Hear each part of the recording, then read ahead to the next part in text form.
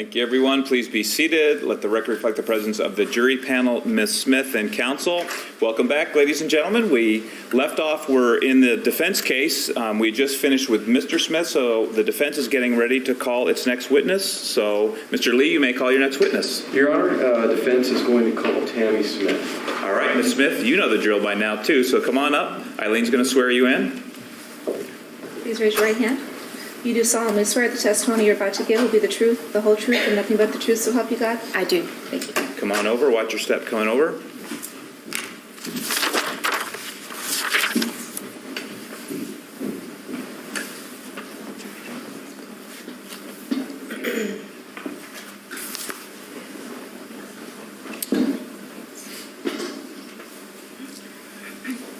Mr. Lee, you may proceed. Tammi, could you introduce yourself to the jury? I'm Tammi Smith. Okay.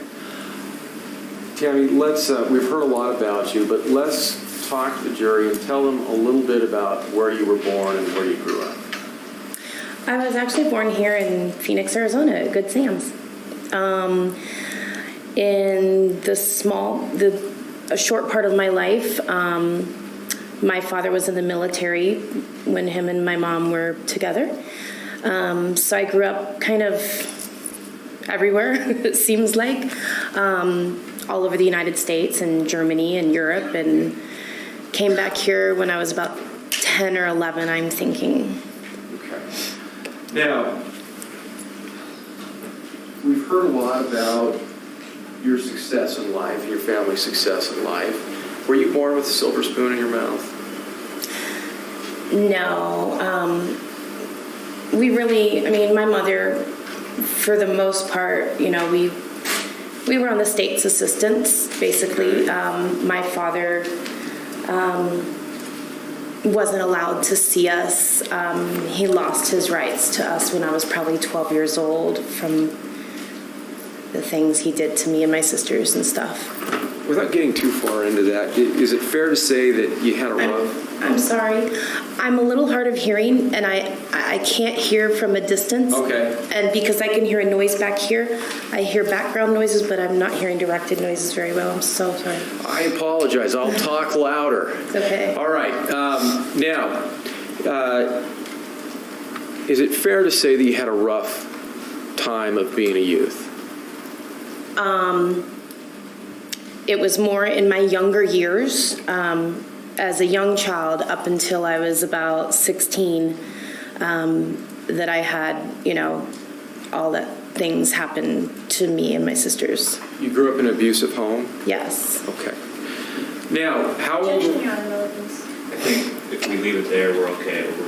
Judge, I think we'll get to the relevance, and we've been allowed a lot. We've given the state a lot of leeway with their witnesses. I overruled. Okay. So you're okay. So I don't need any more speaking about the objection. Go ahead and ask the question. All right. Ms. Smith, how old were you when you first got married? I was 16 years old. Okay. And how long did that marriage last? Maybe 3 to 6 months. I think we had it annulled. Okay. At that time. How old were you when you got married the second time? I think I had just turned 18. Okay.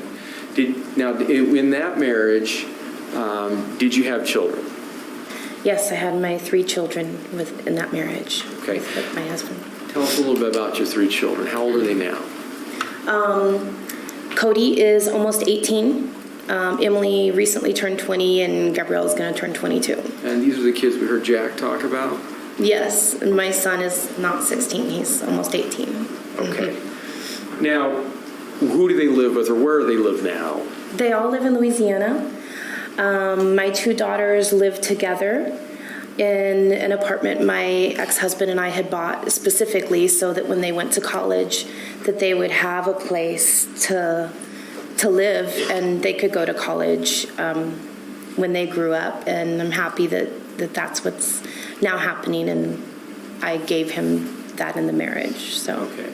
And your oldest son is about to graduate? Yes. Okay. Now, Tammi, what do you do for a living now? What have you done in the last few years to pay the bills? What do you do for a living?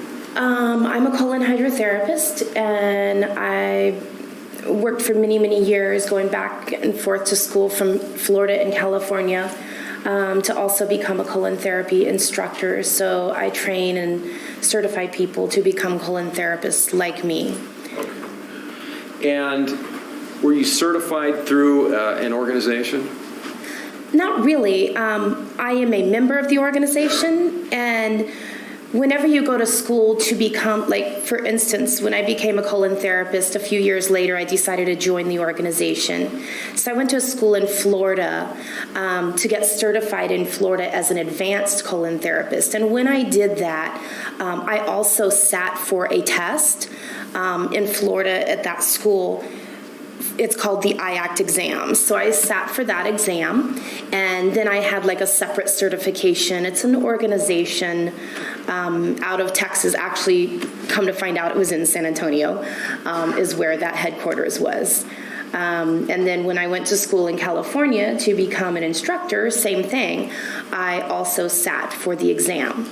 Once again, when I went to Indianapolis, Indiana, that is when... Okay, we'll get to that, Tammi. Okay. We're getting there. You know where Sure. I'm going, I can tell. Now, did you do this in Tennessee as well? Yes, I was a therapist as well in Tennessee. Okay. Now, we've heard a little bit about that handsome man back there. When did you meet Jack? You know, I think it was around 98, 99. We started living together as a married couple with all of our houses, cars, things like that. Roughly around Valentine's Day of 99. Okay. I know that. And just give us a brief summary. What were you doing at that time? What were your goals and what were you doing in life at that time? I was an aspiring country singer, but I was trying to change instead of being a country singer, I was writing a lot of music. I wanted to be a gospel singer. And so I was introduced to Jack Smith because he had 2 gospel record labels at the time. I was hoping that he and I could connect and maybe he would like my music and I could go in that direction with gospel music. Okay. Now, Jack has older children that we heard about, correct? Yes, 3 older children. And he has a daughter that's had some problems. Yes, Nikki. Okay. Now, Hannah was her daughter, correct? Correct. Okay. Now, tell us a little bit about that. How did that come about? I was actually here in Arizona actually getting some more training for colon therapy as a colon therapist. So when all of that happened, wait, do you want me to tell you, like, are you wanting to know when CPS called and said, can you take this baby? Just give us the background. When did you find out that you were going to have a little baby in your house? Okay, so I was here and Jack called me. He was upset, sad, that we had spent many months trying to keep her sober and thought that she was, going to do good and rooting for her and babysitting the baby and stuff. And so he called me upset that she had gone off the wagon. He hadn't told me that she continues to, since I had been gone a few weeks, at that point that she kept going off the wagon. And he finally told me because at this point CPS placed her in his custody and I guess they had to sign some kind of temporary emergency guardianship or something like that. And so I didn't stay the extra time that I was going to stay. I quickly went home. Okay. Family emergency. Yes. Okay. Now, Tammi, it took a process before you adopted Hannah, right? Yes, it was a very long process. Was it in the courts? Well, we had the courts, it seemed like about once a month that we would go to the court, and they had like a guardian ad litem, they had an attorney for Hannah, CPS, and just a bunch of different people that every month we were all there. And then sometimes Nicole, my stepdaughter, would show up. Sometimes she wouldn't. And then we also had like where CPS came to the house. They did like home studies, and then they'd come like I don't know, every few weeks or months or whatever. Just we didn't know, but roughly once a month, maybe, I'm thinking. Now, there was a father involved? I believe he was in jail part of that time during the pregnancy and then right after she had the baby. And when she was roughly a year old, all of a sudden they actually got back together. We didn't know they were talking, so mom and dad got back together, and they had an idea that if they got together, then maybe the courts would give them back Hannah. Okay. They tried that, and we went to court. They appointed the father an attorney. Okay. So then we had to go to some kind of it was like a parenting conference thing. They had a long table, and everyone I had just recently talked about the guardian ad litem and all the attorneys and those kinds of people, CPS. Was the father's attorney Everyone was there. The father was there. Yes, he was there. And they gave them, they already had their list, of paperwork, and everybody got, they handed it out to everybody. And they had a list of things that the mother needs to do because she still was not complying after a year. It was on the verge. They were about to let us adopt at that point because a year had gone by and mother's still not complying. And I believe in the state of Tennessee, we wanted the mother to take the baby, but we also want the child safe. And so I believe in the state of Tennessee, they let it go about a year and then they say, hey, cut off.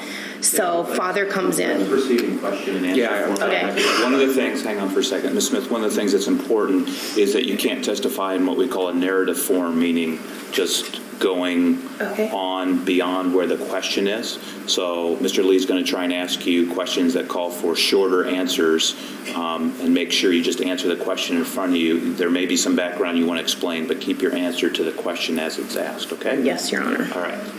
Now, Tammi, you mentioned that the father had an attorney assigned. How many times did the father show up to court? He just came that one time, and then about a week later, we did that conference. But his attorney showed up every month for the next year, but the attorney said that he wasn't calling him back and stuff like that, so I don't know what happened to the father. His attorney showed up every time? Yes. But without the father? Right, the father didn't show back up again after we did the conference, and they got all the paperwork of, what he's supposed to do. The plan? Yes. Okay. Now, so you adopted Hannah in Tennessee, right? Correct. Okay. Now, you moved to Arizona? Yes. Okay. When you got to Arizona, tell me about your family when you got to Arizona. How many people were there in it at that time? In my family? In you and Jack's immediate little family. Like me, Jack, and Hannah, you mean? Yeah. 3. 3 people in your family. Now, you had roots here in Arizona, is that what you said? Well, I was born here, so nearly everyone in my family lives here in Arizona. I've got aunts, uncles, cousins, everybody's here, except for my sister Tracy. She's in California. Okay. You came back here to Arizona, and did you continue your career as a hydrotherapist? Yes, matter of fact, we came here and I immediately, I would say within 6 months to a year, started opening up more locations. We opened up in all 3 of the Dolce Salon and Spas. We added other locations. I think we had, including our home, my home base was where I did my pro bono work, so that was 6 locations. So you had a total of 6 different locations doing hydrotherapy? Yes. Okay. How do you typically get patients from the hydrotherapy? It's all internet.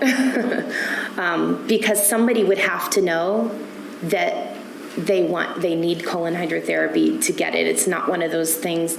We've tried doing advertising, like paper advertising, and it's very hard to do because people don't know what it is. You have to know what it is before you go to the internet to find a place to go to.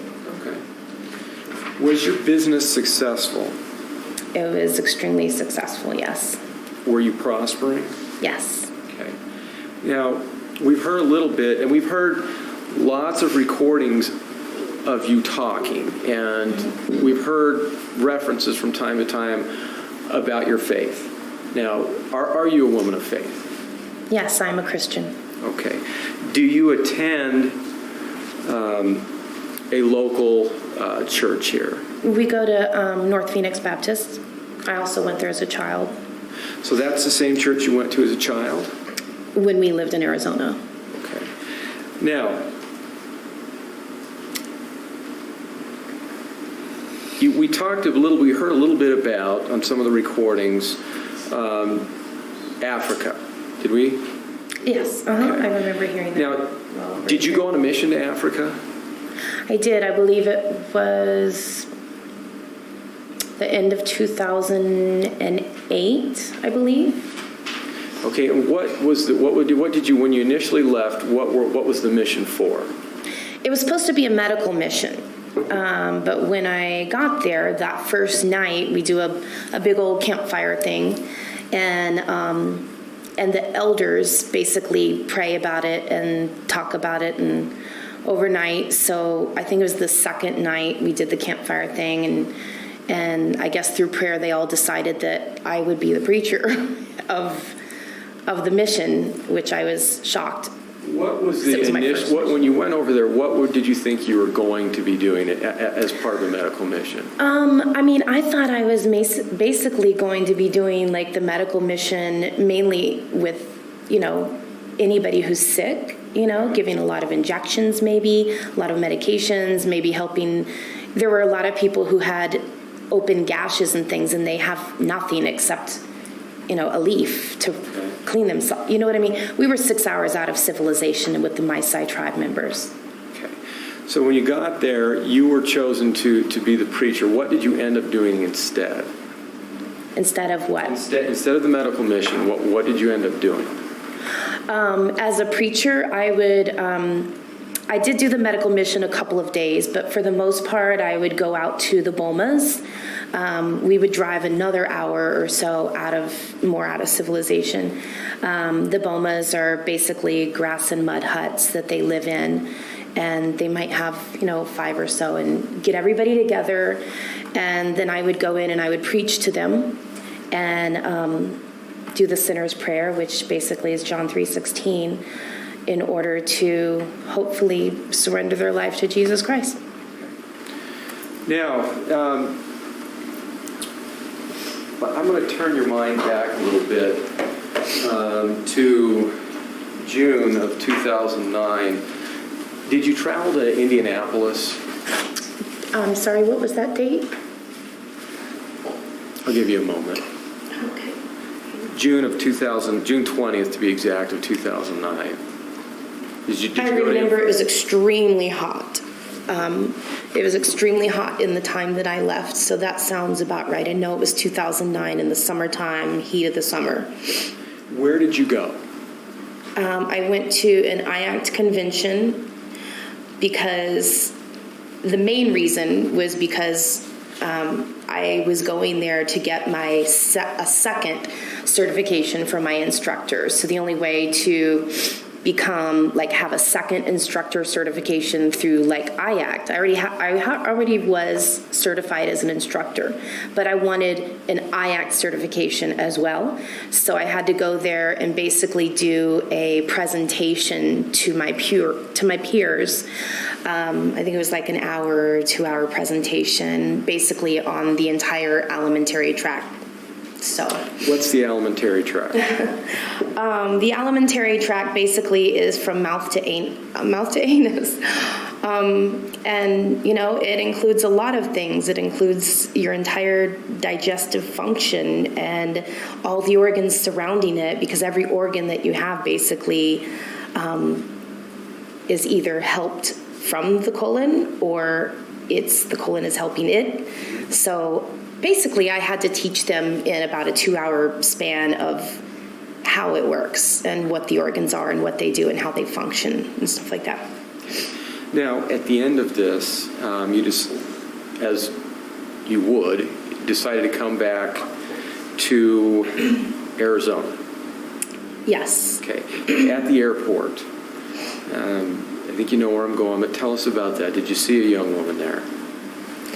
Yes. I got to the airport very early, and I believe my plane left that evening. I didn't want to sit in the hotel all day. So It's been a very long time, so I don't remember the exact specifics.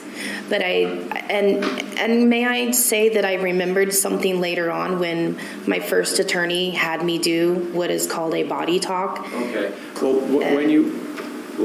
Sorry, okay, when you got something different from what I told Did you him. see a young woman I did. at the airport? I did. Tell us what you saw. Okay, well, when I first saw her, I believe I was coming out of the bathroom, which would have been behind me here, and I'm walking this way, and I see a young woman. Actually, I thought she was about 16 years old, to be honest. She was holding no, I'm sorry, she was not holding the baby. The lady next to her was holding a baby. And the lady next to her, which would have been to her right, seemed to be getting angry at which would have been Elizabeth, the young girl, who I thought was maybe 16 at the time. I assumed this is mother and daughter, because mom is holding the baby, daughter's sitting next to her, mother is getting angry at her for some reason, and then Elizabeth was crying slightly. And I didn't know what was going on. I just, for some reason, it just caught my eye. And so when I went to sit down, I can hear them slightly arguing. Then the woman stood up and grabbed a bag, much like mine, pulled the thing up and said, she gave her the baby, pulled the thing up and said, well, good luck. And she turns around and walks away. Okay, now, Tammy, did you go talk to the young woman you saw? I believe I was across from her, and she started crying. When the lady walked away, she started crying much harder. So I went over there and asked if she was okay, and she said, no, I'm not okay. I asked her I said, is your mother mad at you? And then she kind of stopped crying, got mad at me, and said, that's not my mother. And I was like, oh, I'm sorry, I just assumed she was your mother. How did it proceed from there? Did you get to hold Gabriel? Did you talk to her about Gabriel? Not yet. I don't think so. I just asked her, well, if, because it wasn't her mother. So I'm like, well, is there anything I can do to help? Do you need some money? Are you hungry? I mean, I didn't know if she was like, because it seems like to me when I see somebody in an airport talking to somebody and they look upset and they're crying, I've been stuck in the airport. I actually slept in the airport just when I went through my custody battle. So I just thought she needed help. That's all. How long do you... Sorry. Did you strike up a conversation with Elizabeth? Yes, I did. Did she tell you her name? Yes, I believe we talked for many, many hours. She felt very comforted by me, and she thanked me for caring about her. Did she tell you about the little baby she had with her? Yes. Did she give you his name? I don't remember at what point, but at some point she gave me his name. Okay, what was that? Gabriel. Okay. Did she tell you why she was there in the airport? She said that she was coming back from her grandmother's, that her grandmother and her were trying to adopt the baby out, and they had problems adopting the baby out because the father is supposed to be there to sign the papers, and he had just gotten out of jail. Okay. Did she tell you anything about her lot in life? Yes, she told me that, she eventually told me that her mother was dead. That's why she got mad at me, and she apologized for getting mad at me and told me that her mother was dead, and her mother died because I believe she said something about that she was an alcoholic, drunk driving, and I think she went over a bridge or something, and I think she ended up drowning. She didn't die from the accident, like getting hit. It was actually from drowning, I think, down in the water once she went down or something. And that her father was basically the same way, and I think he died of an alcohol overdose. Okay. Did she tell you how she was raised? She said that was young in age, and so she was in and out of foster homes most of her life, and every now and then her grandma or her grandpa would help out every now and then. Okay. Did she tell you about anything about the father of the little baby that was there with her? She told me a lot of things about him. What did she tell you? I'm sorry, what? What did she tell you? She said that he had just gotten out of jail again. because he's a drug addict and a burglar, were her exact words. She said that she was afraid to go home because her friends told her that he already sold everything and that she may not even have a bed for the baby or herself when she gets there. And she just talked a lot about just things about him and like in detailed things. I don't remember the exact details, but basically I got the impression that I was scared of him already and I hadn't met him. What was her emotional state like when she was talking to you? At first, when she was with the lady and the lady had walked away, she seemed very sad and scared for some reason. But then after she apologized for getting mad at me because her mother had died and all that stuff, she seemed to open up and just be very, very talkative and happy. And I just listened, I just mostly listened to her. She seemed happy until we finally got home, and then she got scared again. Now, did the two of you end up on the same flight? Yes, we were on the same flight. Okay. What happened on that flight? As soon as the flight went up, as soon as the airplane went up in the air, she was on a first class ticket, Okay. which I found odd because she said she had no money. So I just found that really odd. It was weird because I was back in coach. So she came back and handed me the baby. Her exact words are, "Do you want him?" And I was like, okay. And she didn't give me a bottle, diaper bag, or nothing. Thank goodness he slept the whole time because I didn't even know where she was sitting. So he was wrapped in a blanket, though. So then I held him, and then when it started to go down, all of a sudden she walked up to me and said, "I better take him now," and I handed her the baby. So as we were descending, I just wrote a little note, like just on a paper. Because I was at a convention, I had that bag with all of my stuff because I was doing a presentation. So I had lots of paper. Is this the note that we heard about? Yes, and it wasn't my business card. It was a note. What did you write? Do you remember?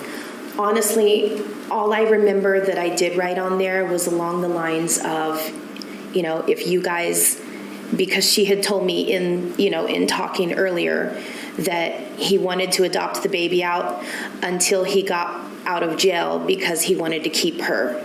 And the only way to keep her would be to keep the baby. And so she felt like she could go back home and go back with him so that they could adopt out the baby and he'd be okay with it. So I wrote on there, if you guys, decide that this is what you want to do, I gave her my address, my phone number, my website, my email, just gave her all my contact information. Now, I'm going to just stop right here. Did you grow up in a home with any siblings? Yes. How many? I had 4 siblings. There were 5 of us. Now, was that an important thing to you to grow up with siblings? Yes.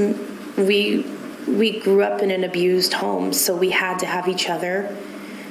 And you have to have somebody, when you're, even just like Hannah, if I send her to her room, she's calling for her sister to come in there if she's punished. And I don't mind because I feel like everybody needs somebody. You can't just be alone. You and Jack wanted to adopt another child for Hannah to have a sibling? Yes. Okay. Now, why couldn't you and Jack have children of your own? Well, because I had a hysterectomy at about 25, I think, around 25 years old. So it wasn't possible for you to have a child yourself? No. Now, we heard Jack talk a little bit about it. What happened when you got to the curb? Was Elizabeth there? What happened there? So I gave her the note as we walked out of the plane. Okay. She was trying to get the stroller from the guy, at the plane. And so everybody had left the plane, and it was taking them a long time to find that stroller. So I gave her the note, and then I asked her if she needed help. I'm trying to think. She had a lot of bags too, because I was thinking, why does she need help if she had a stroller? Because she asked me to hold the baby, and then she had bags, so she put the bags in the stroller, and then she wanted the baby back, so I gave her the baby back. I'm trying to think, and then so I carried her bags. And then we went to the curbside, and she started to cry at that point once again, and I'm starting to huff and puff, and she was scared because it was like after midnight, I believe. I think it was like 12 or 1 in the morning, and she was getting scared and starting to just, like you could hear it and feel it next to her, so once again, she's scared that she's going to go home and nothing's going to be there.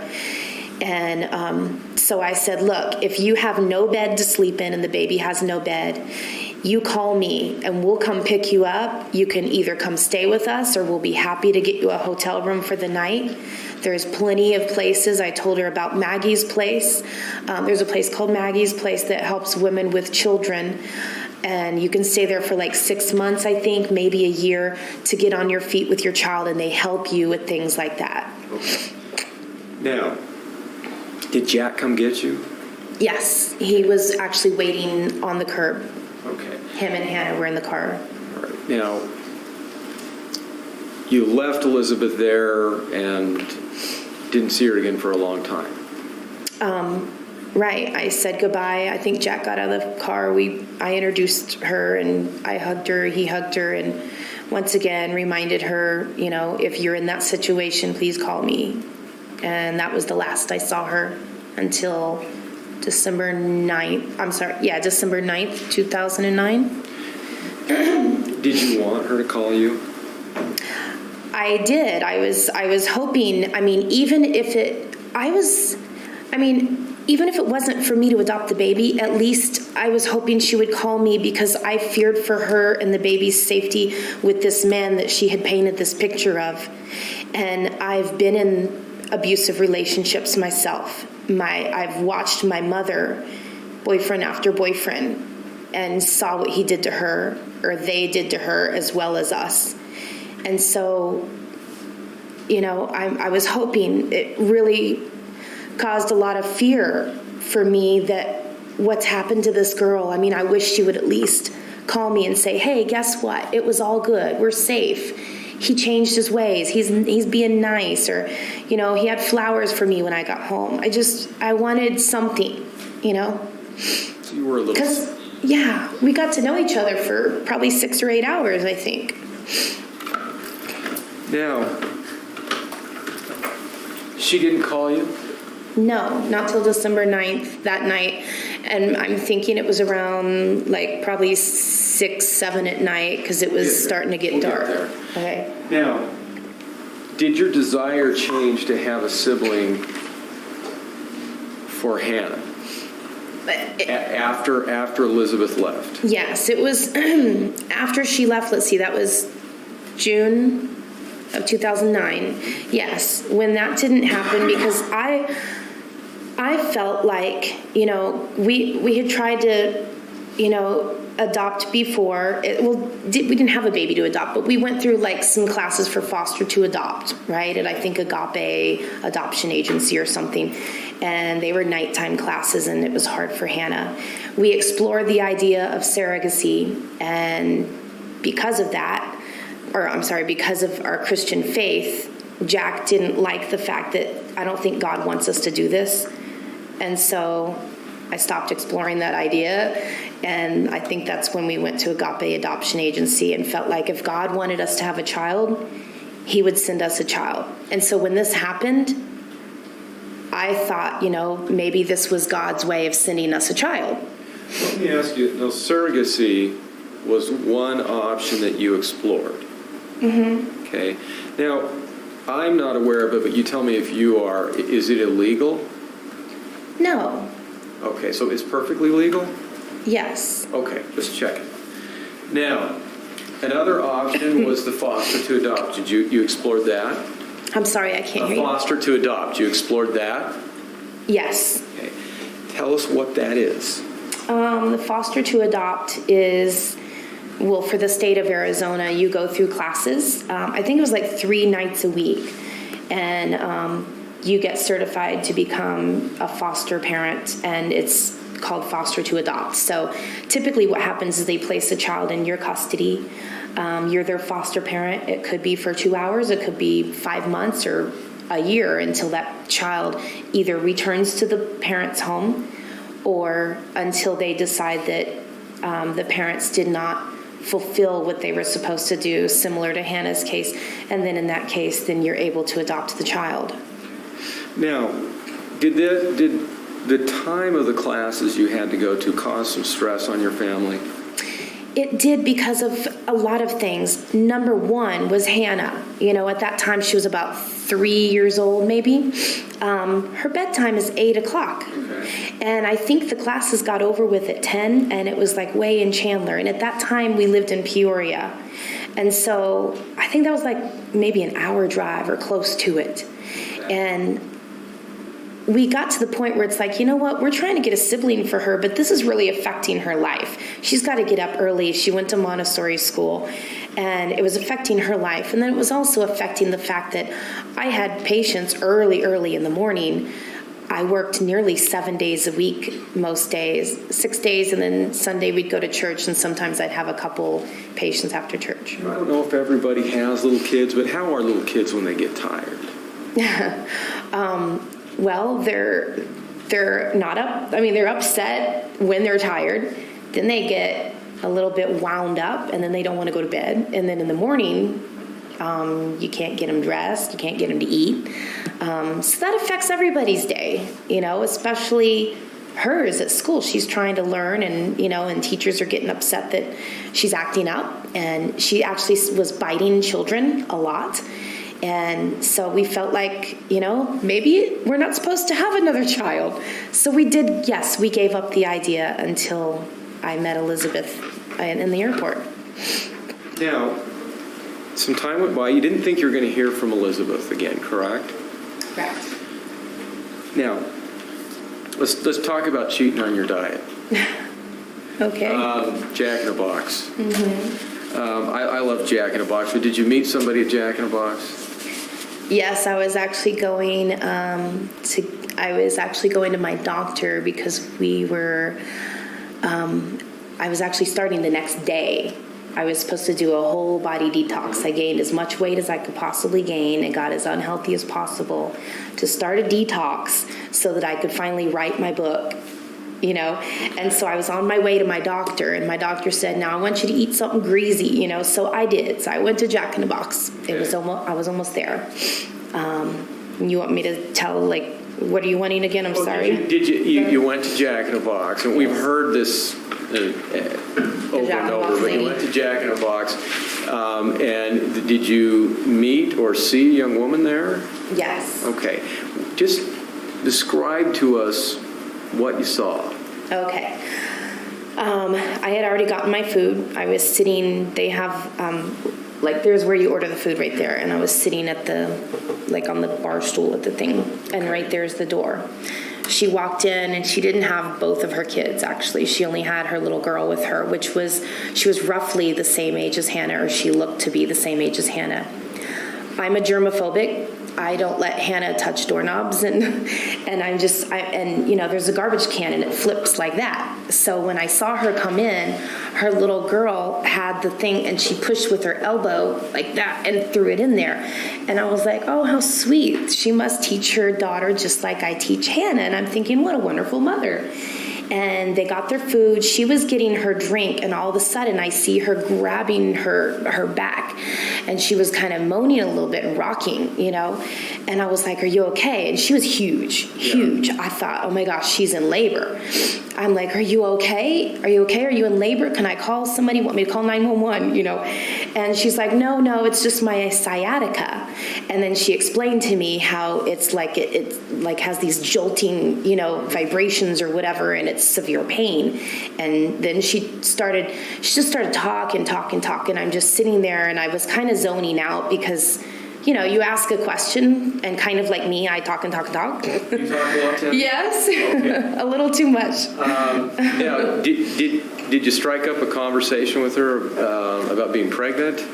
Yes, because I thought she was in labor. And so she's talking, then she's telling me about how she ended up in the hospital, and then she ended up in the hospital because she had, what is it called? The swine flu. Okay. And I hadn't met anyone yet with the swine flu, and I thought that was kind of intriguing, and she was telling me about it, but then I kind of zoned out again. Then I heard her say, and nobody will adopt my baby. Did that pique your interest? Yeah, and I was like, wait, what? Why won't anyone adopt your baby? And, I've been pregnant. I've had 3 babies. And, a lot of my friends have had a false positive for a baby with Down syndrome. And I told her that. She told me that she had a false positive. Okay. And there was a lesbian couple that was going to adopt her baby. And it was all set up. And then all of a sudden, she gets this false positive, and now they're backing out, and they don't want anything to do with the baby because it might have Down syndrome. Okay. So she said that she was scared and needed to find a family because whatever adoption agency she was going through, I don't remember the name of it. My attorney, Ken Shutt, may know because he talked to her attorney. But the case is that they were telling her that if she didn't find a family, that she may have to go home with that baby for the first couple days or weeks, possibly, if they didn't find an adoptive family. She did not want to take that baby home. Tammi, were you interested did you become interested in possibly adopting her baby? I wasn't sure at that point. I mean, I was intrigued because Jack and I both made a pact that when the Elizabeth thing happened in June of 2009, that's it. We're not going to address this anymore. We're now in our beautiful home that we've built. We're happy. We didn't want for anything, and we were happy at that point. And we're thinking, Hannah's happy. So, at that moment, not really. But she literally asked me, because I told her that we were going to adopt. I gave her the story of that. Okay. And she said, well, are you still looking? And I said, well, we kind of stopped looking for a while. We kind of got off that idea. I said, but I'll tell you what, I'll ask my husband about it. And she said, will you please? And she got all excited. She was so happy because she told me she did not want to bring that baby home. And that was her biggest fear, of bringing the baby home. She already had 2 babies under the age of 3, and then her boyfriend had a baby that was, I think, 2 years old that he had custody of, and this would have been a 4th, and I think at the time she was only 21 years old, and she didn't want to bond with the baby. Okay. So. Now, did you ever progress forward where you had decided that, yes, you were going to adopt Rachel's baby? Yes, when I called Jack and told him about it, by the time I got to my doctor's office and I talked to Jack about it, we were both... He called his aunt, and his aunt had a child with Down syndrome that had grown to an adult. And we were both very happy with the idea of, you know what, who cares? If he has Down syndrome, he does, He can, that's still a sibling. And if that baby, I don't want that baby going from foster home to foster home because he's got Down syndrome. Maybe God sent us this baby once again, maybe this was God's plan, So here we are exploring that. So we called her and told her that we're happy to do it. We've heard a little bit, or more than a little bit, about Ken Shutt. Mm-hmm. He's your attorney? Yes, he was the adoption, we were using him as the adoption attorney in both of these cases. Okay. Where did you meet Ken? Through our church. At the time, we were not going to North Phoenix Baptist. We were going to Highlands in Scottsdale, where our home was. And so Ken was helping you with the adoption, correct? Correct. Okay. Now, y'all met together as Jack, yourself? We heard Jack talk about a meeting. Did you guys all meet together? Meet with who, I'm sorry, with Ken or? No, I'm not being clear. Did you meet with Rachel and her boyfriend? We did. Okay, where was that? Trying to think if I met with her first. I know I met with her a bunch more times than Jack. How many times do you think you met with her? Maybe 4 or 5, I'm thinking. What types of things did you do when you met with her? Mainly, like I went to her doctor's appointment. She wanted me to speak with her doctor because she said that it was important to her doctor that her doctor knew what was going on with the adoption, because the plan for her doctor was she did not want to see the baby. Okay. So the doctor wanted to talk to me about the adoption process. The doctor talked to me about the other family. The doctor talked to me about what a false positive is on the potential of having Down syndrome, and whether I cared or not, whether this baby had Down syndrome. And she wanted to make sure that I knew that if this baby has Down syndrome, you're not going to back out. And I was clear that if this baby has Down syndrome, we definitely want him. That's even a more special gift from God. Okay. Now, did they eventually want to meet Jack? Yes, and I think that was the second time. The first time it was just in Jack and Box when I first met her, and then we spent time outside talking and stuff. Second time I met with her, it was him and her, like her and the boyfriend, so that they could meet Jack and I. They wanted to do it as soon as possible because she was getting, I think she was maybe a month away from her due date. And because of her sciatica and all her problems that she had with that, she wanted to make sure that she had a family. She didn't want to bring the baby home. So we met up at Einstein Bagels, I think. And she also wanted to meet Hannah.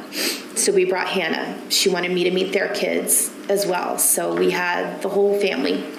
Did the meeting go well? Yes, very well. Now, did things eventually fall apart with that adoption? I mean, not really until my attorney we were trying to find her an attorney. She didn't want an attorney.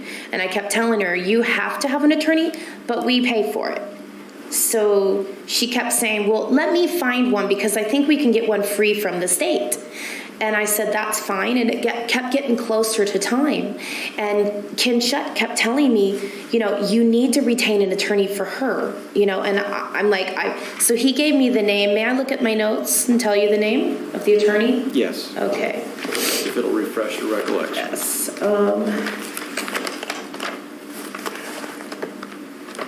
It's starting to come to me, I think, already.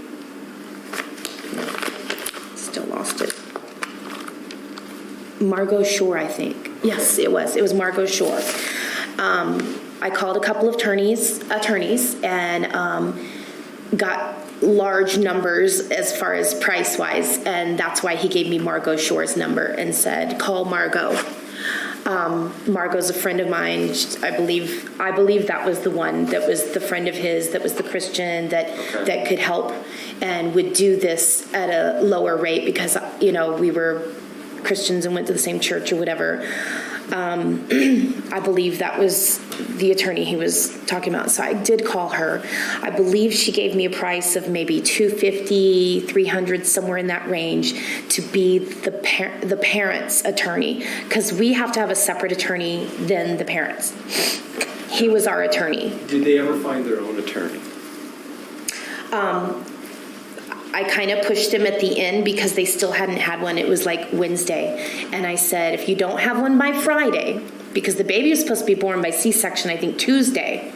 And I said, if you don't have one by Friday, just let me retain this attorney that I've already talked to, and it'll all be okay, and you can talk to her, and I'll pay for her in advance, and then you go talk to her. And they eventually got an attorney on their own? They did, and it wasn't her. Okay. All of a sudden, I get a call from Ken Shutt on that Friday. I remember I was driving in to my house, so I think it must have been the end of the day, because if I was coming home, it was probably the end of the day I'm coming home, and it was Friday. Okay, you got a call. What was your understanding that they wanted? He said that because the father had just lost his job about a week or two prior, that they decided they wanted to get another attorney instead of mine because They wanted, I believe it was $3,500, and then their attorney's fee was $3,800. I'm pretty sure was the number. And my immediate reaction to Ken on the phone was, because I didn't think they were like that, because her and I had gone through a lot of talk about different things that I really didn't believe they were like that. Now, was it your understanding from your attorney that in Arizona you couldn't give more than a certain amount of money? Yes, he told me that you can give $1,000 for expenses to the parents. She was on state access, she got food stamps, she got welfare, and she got all of her medical was paid for, and she told me that on many occasions. Okay. And she needed for nothing, she told me. You wanted to obey the law, is that right? Yes, I wanted to do exactly what we're supposed to do, what the law states. Okay. So you weren't willing to pay for a baby? No, but I was willing to do what the law states. The law states that I can pay for their attorney and my attorney. The law states I can give $1,000 for the parent or parents for expenses. And you were willing to do that? I was willing to only do what the law allows me to do here in the state of Arizona for an adoption here in the state of Arizona. Okay. Yes. Now, in the meantime, did you get a phone call that you didn't expect while this is going on? From Elizabeth. Yes, that was back, let's see. I don't remember what that date was. That was a Friday. Okay. May I look at my notes to see what the date was? Or actually, it's not going to give me Monday, Wednesday. I don't know what December 9th was.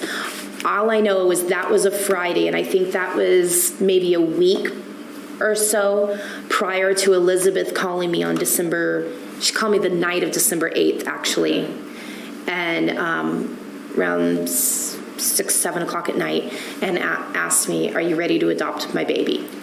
And that was about a week after I had gotten the phone call. No, I'm sorry. It might have been 3 days after I got that. I don't remember. I'm getting confused here. I can't remember. I don't have anything to look at. While you're in the process of adopting Rachel Hoover's baby, Elizabeth Johnson called you. Is that fair to say? Yes. Okay. And what did she say when she talked to you? What did Elizabeth say when she called me on the 8th? Yes. She said, I answered, Healing Waters, may I help you? And she says, is this Tammy? And I said, yes. She said, are you ready to adopt my baby? Basically, sums it up. I mean, it was a little weird.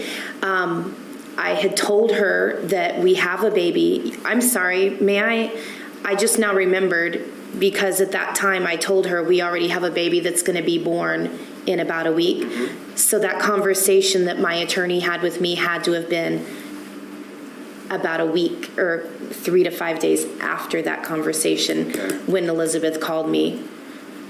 So you had your conversation with your attorney about the demands. Wanting the money and stuff.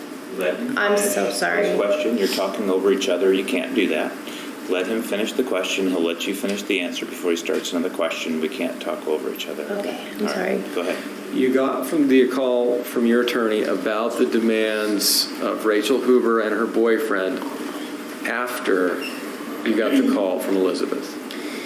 Yes, and now that you're bringing me through that, I can remember now that it was that Friday after we had gotten Gabriel. So whenever we got Gabriel on the 9th, whatever that Friday was after that would have been the date that my attorney called me and said this is what they want. Okay. Now, you got the phone call from Elizabeth Johnson on the 8th, and you talked to her on the phone? Yes. Okay, was it at work? Were you at home? Where were you? I was at home, sitting on the couch here, Jack's sitting on the couch there. Did it come through a business line? Well, my cell phone is my business line because we started up here in Arizona, our smaller location in Sun City West. As you open up more locations, instead of paying, somebody to sit and answer our phones at each location, my cell phone, anywhere I go, I can answer the phone and schedule people. Now, you answered at Healing Waters, and you heard. Now, how did you know it was Elizabeth Johnson? Well, I didn't yet. She said, "Are you ready to adopt my baby?" And I was like, "Who is this?" And then she told me, "Do you remember me? I'm the girl from the airport. I had Gabriel." And I didn't remember Gabriel's name when she said Gabriel. I thought she said her name was Gabriel because my daughter's name is Gabrielle. Okay. And I thought she was telling me her name was Gabriel or Gabrielle. And I was getting a little confused. And I'm like, "I'm sorry, can you remind me?" Because I thought, at that moment, I didn't remember meeting someone named Gabrielle or Gabriel at the airport. And then she reminded me of the situation. "You held my baby on the plane." "Oh, yeah, I remember now. I know exactly who you are." Because I've never held anyone's baby at an airport before or in none of that. So then I knew exactly who she was. How long do you think you talked on the phone? At that time, maybe 20 or 30 minutes, I'm guessing. Now, was that the only call you got from her that day on the 8th? That was in the evening, and I believe we talked. She called me, and I had to hang up and then call her back to talk to Jack because we were already going to adopt a newborn baby, and we had everything upstairs for a newborn baby, and we never planned on adopting two babies. We wanted a sibling for Hannah, not two.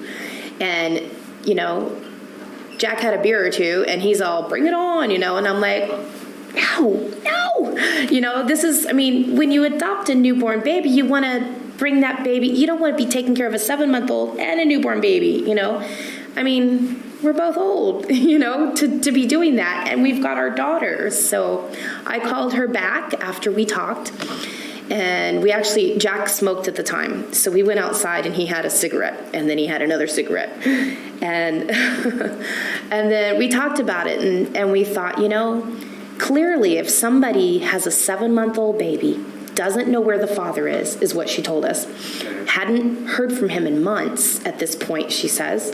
Now, she told you this on the phone when she called you up on the 8th? Yes. Okay. Yes. That she has not heard from him in months, that once again reiterated that he's a drug addict, he's a 4-time felon, and blah, blah, blah, and she goes on and on about this stuff.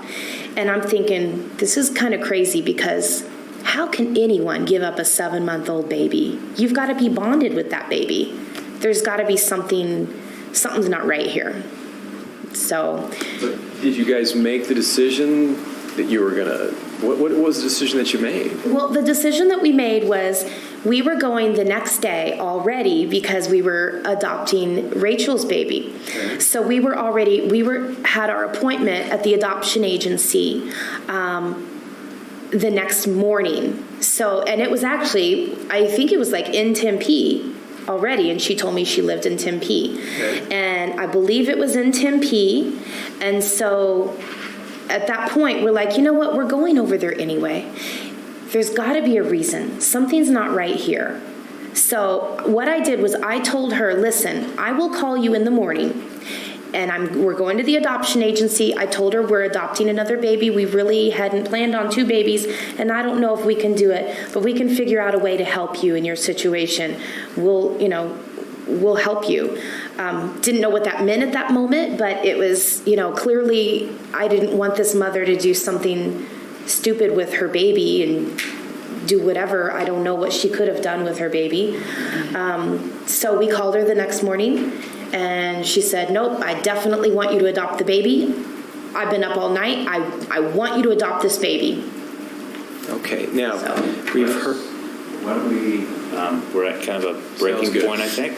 So why don't we go ahead and take our evening recess. We will come back tomorrow and hopefully start around 10:30. So until then, remember the admonition, and we'll see you tomorrow at 10:30. Okay, we're outside the presence of the jury. Does anybody have anything they need to talk about? Ms. Andrews? From the defense? I believe we'll have a redacted copy for you tomorrow. Okay. Apparently, my colleagues have been working feverishly.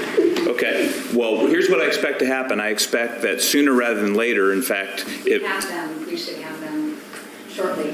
Shortly, meaning this evening? Well, we should have the copies in just a few minutes. He went down to make them. So? in just a few minutes, you should get the copy. What I want to happen, and make sure you get here a few minutes early, I want to have a discussion before 10:30 about concerns the state might have based on what you get. I want to allow you to make a record if you're objecting to the admission under 1006 or otherwise, whether it's on 15.2 grounds or otherwise, so we can discuss it. We'll work through it, and then we'll get going, hopefully right around 10:30. Make sure you provide us with a clean copy. We now have a document marked as an exhibit that's not going to be admitted. Okay. So we'll create another exhibit, but make sure you give it to us and give me a clean copy so I can have it to look at when we're discussing it. Anything else from the defense perspective? No, you're right. All right, I'll see everybody tomorrow at 10:30. We are back on the record. We're outside the presence of the jury panel. Ms. Smith's here, counsel are here. I knew that we likely needed to at least talk about the document that was disclosed yesterday by the defense, and how, if and how that was going to be utilized, and I wanted to talk about some scheduling issues as well. So let's start with the document. Have we had a discussion or reached some resolution as to the document, or do I need to resolve any issues? Judge, I think you do, and I'll let the state make their pitch, and then I'll respond. Okay, Ms. Andrews. Your Honor, after spending about 2.5 hours last night, Ms. Ramuno compared the document provided to us by defense with the certified records from the telephone company, and they do not match. What she believes, it appears as though what the defendant has provided her counsel are just the calls that she was billed for and not all of the calls from her phone. And Judge, Hold on. I apologize. Okay, so your argument is it's not admissible under 1006 because it's not a fair summary because it's missing some of the calls? Yes, it's incomplete, Your Honor. All right. Mr. Lee? Your Honor, there is no, and I asked them, well, what calls, and it's, a lot of these calls are to friends and family, and what calls that are missing that are relevant to this case? I don't believe there are any. There's plenty of calls in here that are relevant to this case. So all the calls that are on that sheet and all the calls that are here are only going to be calls that are relevant to this case. So there's nothing that's missing here that's not just extraneous data as it applies to this case. So in other words, if you could take an exhibit with 100 entries, but if 80 of them we agreed had nothing to do with the case, you could create a summary just using the 20 that were. So you're arguing that in essence that's an alternative way of creating a summary. Yes, Judge. Okay. First of all, does the state agree that the items missing from the proposed exhibit are extraneous to the case? Your Honor, Your Honor, do you mind if I stand up and address this issue since I did review it? I do not mind. Go ahead. Thank you. Well, I know on at least 2 occasions there were calls that she placed to Elizabeth Johnson that appear to be either they weren't picked up or disconnected. So I believe that is relevant to this case as they are calls to co-conspirator. I don't know what the other calls are because, quite frankly, I would need several hours to sit here and decipher who these other calls are to determine whether it's relevant to the case, and I don't know what they're going to bring up.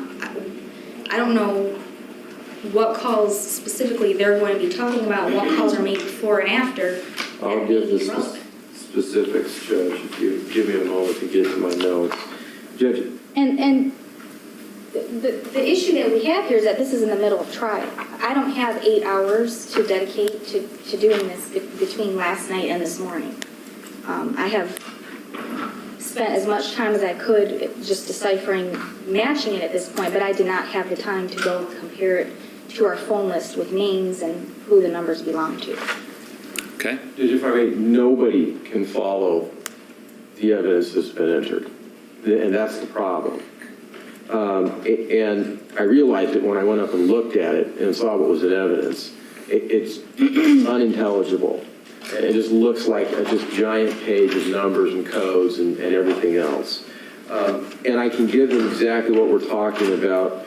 On December 21st, 2009 at 2:19 for 29 minutes, talked to Logan McQueary. On December 21st, 2009 at 1:14, 10 minutes outgoing, Logan McQueary. December 21st, 2009. Hold on, slow down for a second. I apologize. You're reading from your proposed exhibit, correct? Yes. Okay. I understood that was essentially the content. Let me tell you what I'm concerned about. I'm concerned about giving the state a fair opportunity to argue that an exhibit is not a fair summary, and I don't think the state's had that opportunity. I don't think the state has yet been in a position where they can see whether it's a fair summary. Furthermore, I think it's your burden to present them with a document and say, here's what we pulled out and why, and allow them to make an easier comparison instead of just going through the two documents. I understand logistically that's hard for you because of the timing in which you discovered it, but I think that's your burden to do it, and I'm not going to admit a document that I'm not entirely comfortable as to what it omits and what it doesn't, and I don't think the state's had a fair opportunity to look at it and be able to deal with it. So I'm not in a position where I'm going to admit that document. I'm still okay with her referring to the document to refresh her recollection as to calls. I'm okay with that. But you don't have me in a position where I would admit that document because I'm just not comfortable that the document can be clearly explained and that the state's had an opportunity to deal with whatever explanation you want to give the jury. So I don't think it's admissible, at least right now under 1006. Now, to the extent you can give the state either portions of it or give them something that they reasonably can compare and have time, then I'm willing to look at it. But I don't want the state to have to sit and figure it out for 5 to 10 hours because it's not fair at this point in trial, and I'm not going to make them do it. So if you can make it easier for them so they can see it, I'll think about it. And I think the state's willing to work with it and at least look at it. But again, we can very quickly cross over into an unreasonable amount of time that they have to deal with a new document that they haven't seen before. So you've got to find a way of making the explanation clearer in terms of how your document relates to the other document. I know that can be difficult. Ms. Your Anderson. Honor, Mr. Lee and I should talk because if he's concerned specifically about the calls between Tammi Smith and Logan McQueary on the 21st and the 22nd, Ms. Ramuno and I have our own summary for our own purposes, and I think we might be able to agree as to what calls he's... I mean, if that's his concern, we probably could have solved this a day ago. Because if he's concerned about what calls are showing on here, I think we might be able to look together at the phone records and come up with those. If we're talking about several other phone calls, then that might be a whole different issue. Doesn't hurt to at least look if she's offering to let you look at it. It doesn't, Judge, and I'm grateful for her suggestion on how I proceed. Okay. Well, I'll let you talk. If you come to me and say, okay, we've got the summary, we can explain and clearly set forth how this fairly summarizes the other document, I'll hear you on it. I'm not shutting down admission, but right now you're not in a position where I think the document can be fairly admitted under 1006 or otherwise. But again, if she wants to utilize it, needs to utilize it to refresh her recollection as to phone calls, I'll let her do that. Okay. All right. Any other issues before we talk about scheduling that anyone needs to talk about? Ms. Sanders? Yeah, just very briefly. This morning, Ms. Shannon and Ms. Smith were in the ladies' room, and apparently one of the, obviously, female jurors came in, saw them, and immediately turned around. We don't think there was any conversation overheard. Out of an abundance of caution, in case anybody saw this, I always like to disclose it to the court, and I've already told Ms. Andrews. I don't think there's any issue, but I wanted to disclose it. No, I'm glad to see or hear that the jury's doing exactly what I asked them to do. In fact, I think they would have been permitted to stay in there as long as they didn't say anything, but they're taking it to the nth degree, which is great. I just want to make sure, hopefully, they didn't neglect using the restroom because of that overall, but I'm glad to hear that. Any issue from the state's perspective with what Ms. Phillips just told me? No, Your Honor. Okay. All right. Let's talk scheduling. I'm not sure if you were going to continue with Ms. Smith now or you wanted to bring Mr. Shutt in now. I know he was available today. If you wanted to jump in out of order, I would be okay with that. What was your intention? The plan, Your Honor, is to continue with Ms. Smith's direct and then cross. I have told Mr. Shutt to be here at 1:30. Okay. Just my sense is we may not finish today based on the pace. Again, I'm not sure how long the cross-examination is going to last. If we don't finish today, that means we're going into Monday with some testimony. I think that's quite, I don't know, likely, but it's very possible that that might happen. I'm not even taking into account a rebuttal case. And so what I think my forecast is that we're going to go into Monday, maybe just a little while, but into Monday in terms of the evidence presentation to the jury. If we do that, my intention would be to close on Tuesday then and not force us into a Monday close.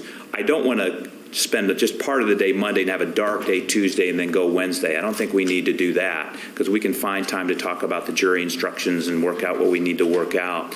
If by chance we finish today somehow, some way, I guess I'm still inclined maybe to have a dark day Monday and we can talk about jury instructions and close on Tuesday. So I guess what I'm saying is I think we're going to close on Tuesday. Does anybody have an issue with that? Aaron, I'm really going to have to see where we are today. It is possible we will call 1 or 2 witnesses in rebuttal, and that may make a difference, but we have to wait until we finish the testimony today to decide that for sure. Okay. Ms. Phillips, anything from your perspective? No. Okay. Let's see where we're at. We'll just go ahead with Ms. Smith and then see where that leaves us. Okay, so we're going to go ahead and get the jury. Ms. Smith, why don't you come on back up? Thank you, everyone. Please be seated. Let the record reflect the presence of the jury panel, Ms. Smith, and counsel. Ladies and gentlemen, welcome back. Hope you had a good evening. Hope you escaped the storm yesterday. That was quite a sight. I want to make sure that no one had any contact with any media or otherwise with respect to this case yesterday. Everybody okay? That way? Good. All right. Well, we left off with Ms. Smith's direct, so that's where we're going to pick back up. And Mr. Lee, you may proceed. Okay, I believe where we left off was you getting the phone call from Elizabeth and her wanting to you to adopt the baby. Okay. Now, this was on what? Was it the 8th? Yes, and I have my notes here for the dates and times. Okay, so she called you and you talked to Jack about it. Is that what you said? Yes. Okay. And you made a decision that you were going to go meet with Elizabeth. Well, we made a decision that we would call the next morning. Okay. Because we told her, you need to sleep on this. You're obviously making some crazy rash decision. Maybe you're, in a bad state of mind at this moment. So we'll call you in the morning. If you still feel the same way after we go to the adoption agency, we will come by. Okay. Now, did you go to the adoption agency that morning? Yes, we called her, then we went to the adoption agency, and then we went to her house. You know around what time it was? Could I look at my notes? The best of your ability. Actually, I don't know, because if I look at my notes, that's just the time that I called her that morning. Okay, so was it in the morning time? It was, by the time we got to her, my guess would be around noonish. Okay. So. And where was she living? She lived across from the Arizona Mills Mall. Okay, and what did she live in? It was like a trailer, like Okay. a house, but it's prefabricated. I don't know what they are, but like a fabricated home or something. I don't know what they're called. Okay, and so was it you and Jack and Hannah, or was it just you and Jack? It was there? me, Jack, and Hannah. Okay, and you knocked on the door. Did Elizabeth answer? She did. And did she invite you in? Yes. Okay, when you got in, what happened? She looked and seemed sad and depressed. I can't remember a whole lot of what we did, what we did, and then I just remember once we were there. I remember we were sitting on the couch. I think she had 2 couches. We were all just kind of sitting, and she wanted us to immediately hold the baby, and she wanted to see us with the baby. Okay. Hannah, I remember, was so excited. She kept jumping off and on the couches. So your kids jump on the couch? Yeah. Okay. So she was just so excited, and that was actually at first kind of frightening Gabriel. I guess he wasn't used to maybe young children, and it kind of frightened him because she was jumping. And so we're like, calm down, So then she kind of calmed down and just started playing with his hands and touching him and things like that. And then he calmed down as well. So. Do you remember what you talked to Elizabeth about?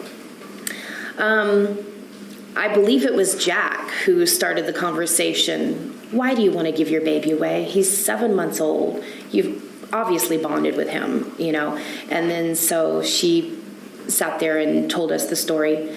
Her story was that the father, she hadn't seen or heard from him in many months. Okay. He was a drug addict. He was a 4-time felon. She told us about a lot of the burglaries and that he was a fugitive for a while and he wasn't supposed to leave the state because he was on work release or something like that. Okay. And that he beat up one of the cops almost to death. And so we started to get this fear of the father, you know. She didn't paint a pretty picture of Logan? No. Now, did you decide that you were going to take Gabriel? Well, we didn't decide we were going to take Gabriel. When I called that morning, she said, I definitely want you to take this baby. I said, well, let's, we'll come and we'll see about it. And she's like, no, I need you to take this baby today. And that's when Jack and I thought, something's not right here. So when we did take Gabriel, she literally handed him to me and said, here, you need to go to your new home. Now, did you bring a temporary guardianship document with you? I did. Actually, we were all in the car getting ready to leave to go to the adoption agency. And I told Jack, oh my gosh, hold on. And I ran back in the house and I went in there at my computer and typed up whatever I needed to type on the document. And I believe, like earlier, Elizabeth had given me all of her information, maybe the father's information, because I had told her, well, if I do take the baby, if you do decide this and we do take the baby, I'm going to have you sign something. I told her what it was. I told her it has nothing to do with adoption. It's basically if he gets hurt in our care, that we could take care of them or him. And but I did have an ulterior motive that I didn't tell her, and that was that, I'm not going to bring your baby home and then you call the police in an hour because you're freaking out that I kidnapped your kid, And so I remember Jack getting mad at me because I went in the house, and then he got mad at me again when I said, I'm not leaving with this baby without her signing this. And he thought it was silly, and I stood my ground and said, no, we're having this signed. I'm not leaving without it signed. Who sent you the template for that document? My adoption attorney, Ken Shutt. Why did he send it to you? Because we were supposed to be adopting Rachel's baby, and he said before we leave the hospital with the baby that we would sign it, she would sign it, basically for the same reasons. Okay. So that you'd be able to get medical care for the baby? Yes, if anything happened to the baby that, that we could take care of them. If you bring a child to the hospital, they're going to ask for your ID, they're going to, and all that stuff. So if it doesn't match up, then they're going to wait until the parent gets there. Yeah. And so it takes a process to get the adoption done? A process for adoption? Yeah, there would be a time period before you'd be the actual legal parents of Rachel Hoover's baby. I think it was once the baby's born, from what I remember, I think you do like the guardianship paper, you take the baby home. And I think when the baby turns 5 days old, I think they give the parent 5 days to change their mind. And then after 5 days, then they sign the adoption papers. And then it's over with, I guess. But they have to give them, I think, like maybe 5 days so that they can decide. Because after you have a baby, you might, change your mind on the 3rd day or something and decide, what did I do? I just gave birth and I don't have a baby to hold. So I'm pretty sure that's what Ken told me. Okay. Now, so Elizabeth did sign the document? She happily signed it, and she asked if we had any adoption papers to sign. And I said, no, we're not signing adoption papers, and I don't have any. This is just, and I reiterated once again, this is just a paper in case if he gets hurt. So. Now, did you leave that day and take Gabriel with you? Yes. Okay. Where did you go afterwards? You go home? I think we went to a couple of stores. We had to get... she gave me a diaper bag, and she had him in a car seat that was broken. Okay. And so I think the first place we went was a place called Twice Loved or something. It was like a secondhand, like gently used baby store, because that's typically where we buy Hannah's stuff. And I was not about to drive with this baby in this car seat in my care, and because it didn't strap him correctly. So I went and I got a car seat that was pretty brand new. You know, it still actually had the papers and stuff. So I got that, and I got him a couple pieces of clothing because she said she didn't have anything for him. And of course, you know, blamed it on the father. So we went there, I think, first, and then I think after that we might have went like to Walmart or something to get like all the diapers and wipes and formula, baby food, all that kind of stuff. So and then after that you took him home, and for a number of days he was part of your family, right? I believe it was about 9 days. Okay. Now, we got to face this sometime, but, you know, when did you take him to get the pictures that we've seen? Can I look at my notes here? Actually, I don't have Monday through Friday on here, unless if you have a calendar for 2009. You remember taking some pictures? Pictures with Santa or pictures from our camera? Pictures with Santa. Yes. Okay. Now, I do remember, actually. It was actually the evening before Elizabeth went to court with Logan. So if that was a Thursday, I believe, that they went to court, then it would have been Wednesday evening. And we went across the street from her house at Arizona Mills Mall and then directly to her house. We invited her to come to Santa, but she didn't want to go. no, So we brought her the pictures afterwards. for some reason I can't find the exhibit. We've seen the pictures, right? I'm sure they have. And I've got to ask you this. I know the jury wants to know this. Why would you take a 7-month-old baby to take pictures with a serial milk and cookie burglar?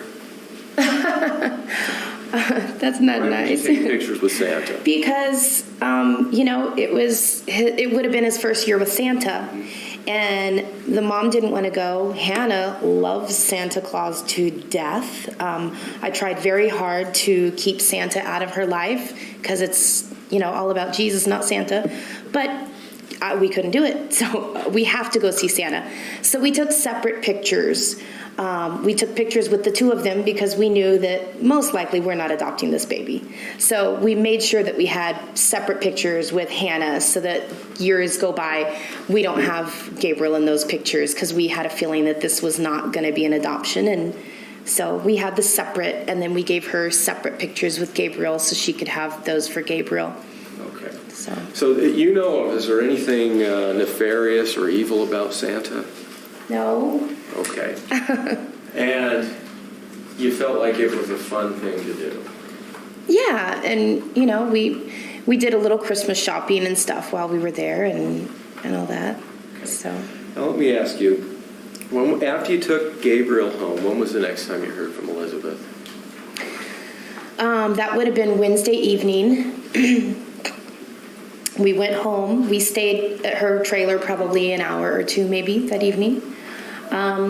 Went home, and then I think the next day was when she had her court in the morning maybe, or Okay. early afternoon maybe. I don't remember the time. Okay. Did you get a call from Elizabeth saying, or from CPS saying that they needed to see you? Yeah, that was, I think, a couple days before that. Maybe on a Monday or Tuesday. Okay, so you I got think a call. it might have been Monday. Okay, you got a call. You got a call, but you did get a call from CPS. I did get a call from CPS. Okay. She told me that she needed to see the baby. Okay. I think she gave me a time. I need you to come to the trailer at this time or whatever. And so that's what I did. Okay. Did you say you went to Elizabeth's trailer? Correct. Okay. When you got to Elizabeth's trailer, what happened? Okay, so Elizabeth, I had talked to Elizabeth before that. Elizabeth Okay. called me and she was frantic, just telling me she was talking really fast and da-da-da-da, and telling me all this stuff. Logan lied and Logan this and da-da-da-da, And she told me, she had given me prior to that a packet, a manila folder with his birth certificate, all his shot records, all of her classes, all of this stuff. And I didn't want to take it, but I'm like, well, what am I going to do with it? I'll just keep it safe. And then I think like the second visit with her or the third visit, because I used to bring him like nearly every day to go see her. Okay. And I think she had given me some stuff like some formula. She gave me a couple things of formula maybe, and a couple of jars of baby food. And she said she's going to give the rest to needy mothers or something. And so she told me, I need you to bring back all that paperwork. I need you to bring back the food and, and bring him back. And CPS is coming, and I just don't want to do this whole adoption thing. And I'm like, okay, no problem. We will gladly bring the baby back, and I'll be there. I will support you whether you want to adopt the baby out or whether you want to go through court and get custody. So that's what I did. I went there and brought her stuff and supported her. Okay, now, did you meet with CPS when you were there? I met with them, but they wouldn't let me talk. Okay. The second I opened my mouth, she shushed me like that and said, you're not talking. This isn't about you. Stay out of this. This is about Logan and Elizabeth, and I'm talking to her. And she got real snippy with me. Is that why you were quiet the whole time? Yeah, I wasn't allowed to talk. Okay. And they met with CPS. What happened after they left? As soon as CPS left, right before the lady had said, I'm closing the case on this. Logan, made a false report, and both of you need to stop using this baby as a pawn against each other. So she walks out the door, and immediately she broke down in tears. Who's she? Elizabeth. Okay. She said, that's it. I'm packing up. I'm going to change my hair color, and I'm going to go move away, and Logan will never see this baby again. And I really didn't believe anybody would do something like that. I thought that was just her, somebody gets upset, they say things they don't mean, and I thought it was silly. And I said, look, you said that if you were able to get child support and if you were having help, you could go to school and somebody could babysit for free because you don't have any child care. We are willing to babysit for free. She said that, but I don't want to have to see him and bring the baby every weekend. Then I'll have to face him. I don't want to face him. And Logan, she did not want to have to face him and every weekend give him his visit. That she couldn't do it. And I said, we will babysit. We can bring the baby every weekend. I'll do that for you. And I told her that I would hold her hand through this process and that I didn't have the money to help her, to go through a custody battle with her ex, but that I would help her through this. And she had told me the day before, she told me and Ken Shutt that he probably wasn't the father anyway, that it was most likely her on-again, off-again boyfriend from high school that her and Logan were friends with. Okay, well, let's talk about that. Now, we'll get to that, but let's jump back just a little bit. Did the police ever come, Tempe police ever come to your house while you had Gabriel in your home? The very first night, she gave him to us that day, and I would say around midnight or so, I get a phone call, and it was them. And our house we had just finished building our home, and none of our friends or family can ever make it to our homes. If you Google it or use your GPS, it takes you about 2 miles maybe up the road and takes you to some crazy place that has nothing to do with our home. Okay. And I didn't want that to happen for them, so I gave them precise instructions on exactly how to get to my house. Did they call you first? The police? Did they call me first? Did they call you and ask for directions, the police? No, they just called me and said that, I think they just asked for my address and told me that they needed to come check on the baby to make sure that he's there and make sure that he's safe. Okay, now, did they come to your house? They did. Okay, now who came? It was Detective Aguilera, and he might have had someone else with him. Okay. Did they check on Gabriel? They did. Where was Gabriel? He was safe and sound upstairs and next to my bed in the bassinet. asleep? Yes. Did they leave with Gabriel? No, they wanted him to stay there. Detective Aguilera said, I've been with the mother, I've been with the father, and trust me, this baby needs to stay safe right here with you guys until they decide what to do. Okay. And so they left. Yes. Okay. Now, you talk with Elizabeth every day during this time? Yes, I made sure and have clear communication, and every time she called, I made sure to answer the phone because I had her baby, you know? Now, did she ever tell you about a possible other father? Yes. Okay. What did she tell you about that? She said that she had gone to high school with him, and he was the love of her life, and they were on again, off again, but that he didn't want her, and he wouldn't want the baby either. And she told Ken Shutt, my attorney, as well. I don't know what she told him because I wasn't on the phone with the two of them when they were talking. But he did tell me that that she also told him, you know, stuff along those lines. Now, did she tell you that there would be problems between the other possible father and Logan? Yes, because I kept pushing her to give the name. Okay. And she didn't want to, and I asked her, why won't you just tell us his name? And she said, because Logan still has a gun, and I know he's on probation and he's not supposed to have a gun, but I know he's got a gun and he would go hurt him and me, possibly. She was afraid that there'd be an incident. She said World War III. I remember her mentioning that a few times. Okay, so she thought there'd be problems. That's what she told you. Yes. Okay. Now, did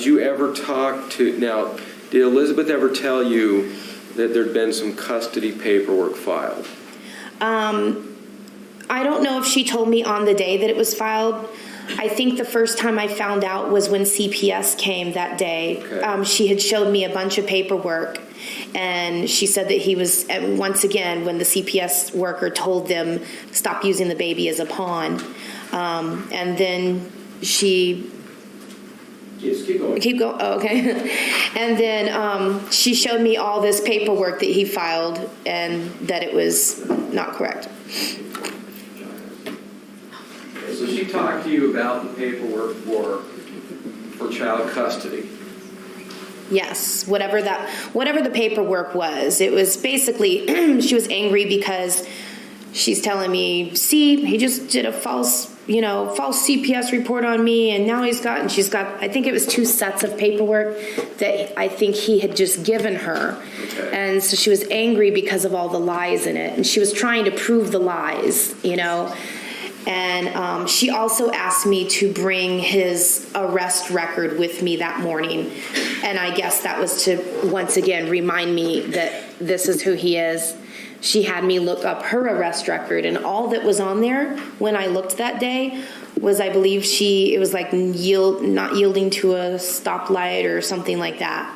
So it had all rang true what she was telling me at that time. Okay.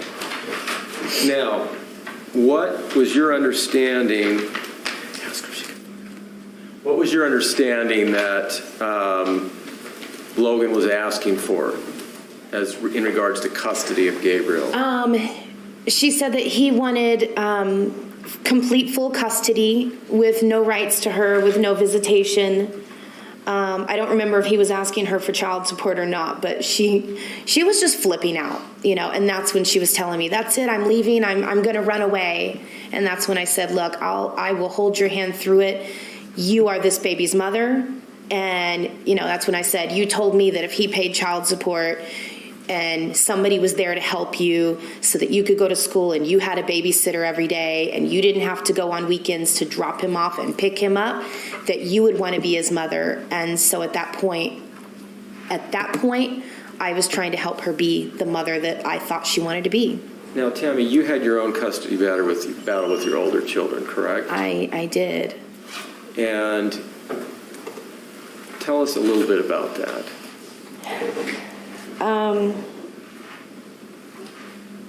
How much and where do you want me to start with the whole thing? Because it's you know, many years long. Okay, well, in your custody battle, when it started, did you have an attorney? I've always had attorneys for everything I've done. Now, initially, what happened with the custody of your older children? My husband was asking for sole custody with no visitation for me. Give me just one moment. Okay. Your husband was asking for sole custody. Did he get that initially? Yes, because I didn't have money for an attorney, and I ended up getting an attorney awarded by the state because I guess, you know, when you're in a custody battle, I guess they give you an attorney. And he, you know, I mean, this guy was like, he was horrible. He basically said, I told him what had happened in our relationship.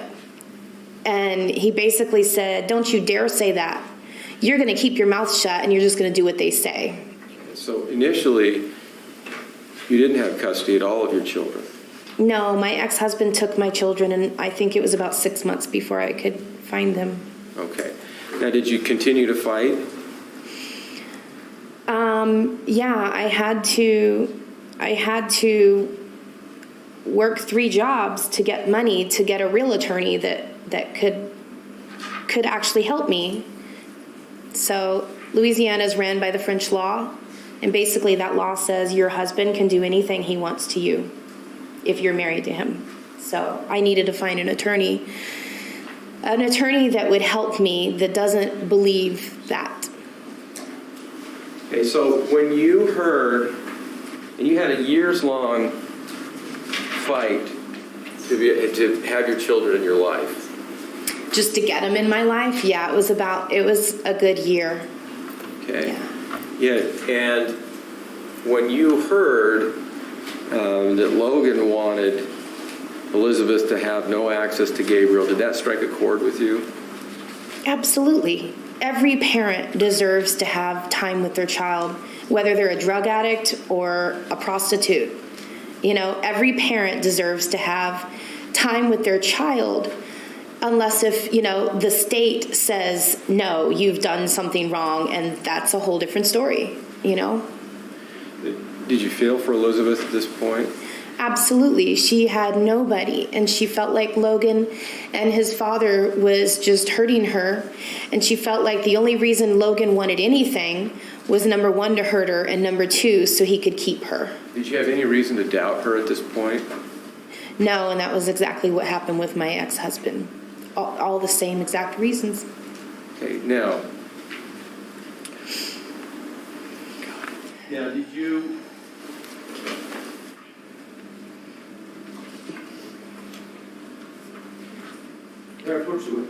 You may. I'm showing her, what exhibit is this? 63. I'm showing her what a partial, a few pages of exhibit 63. There we go. May I see what he's showing? Yes. Oh, I apologize. Thank you.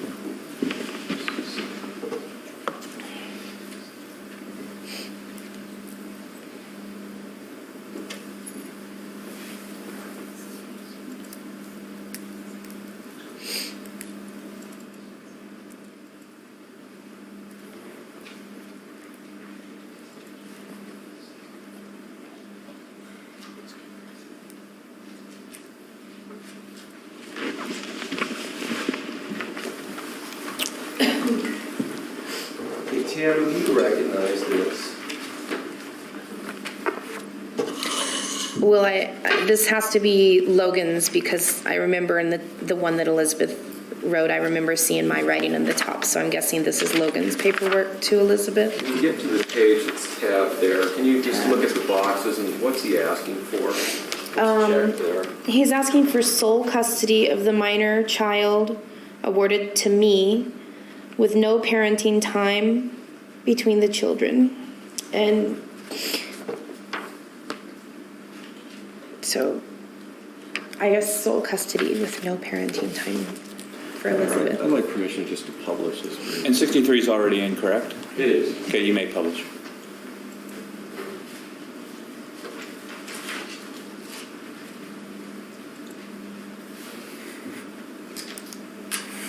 And Tammy, I'm going to use my fancy pen here.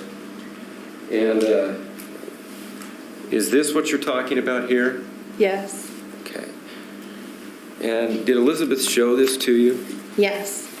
As well as some other documents that he had given her that day. Okay. I don't see him in there, though.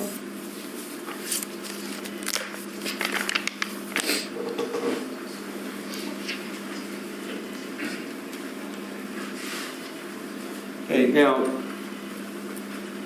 I'm done for now, Jim. And although I'm going to use it again. Now, did you have the desire to help Elizabeth at this point? Yes. Okay.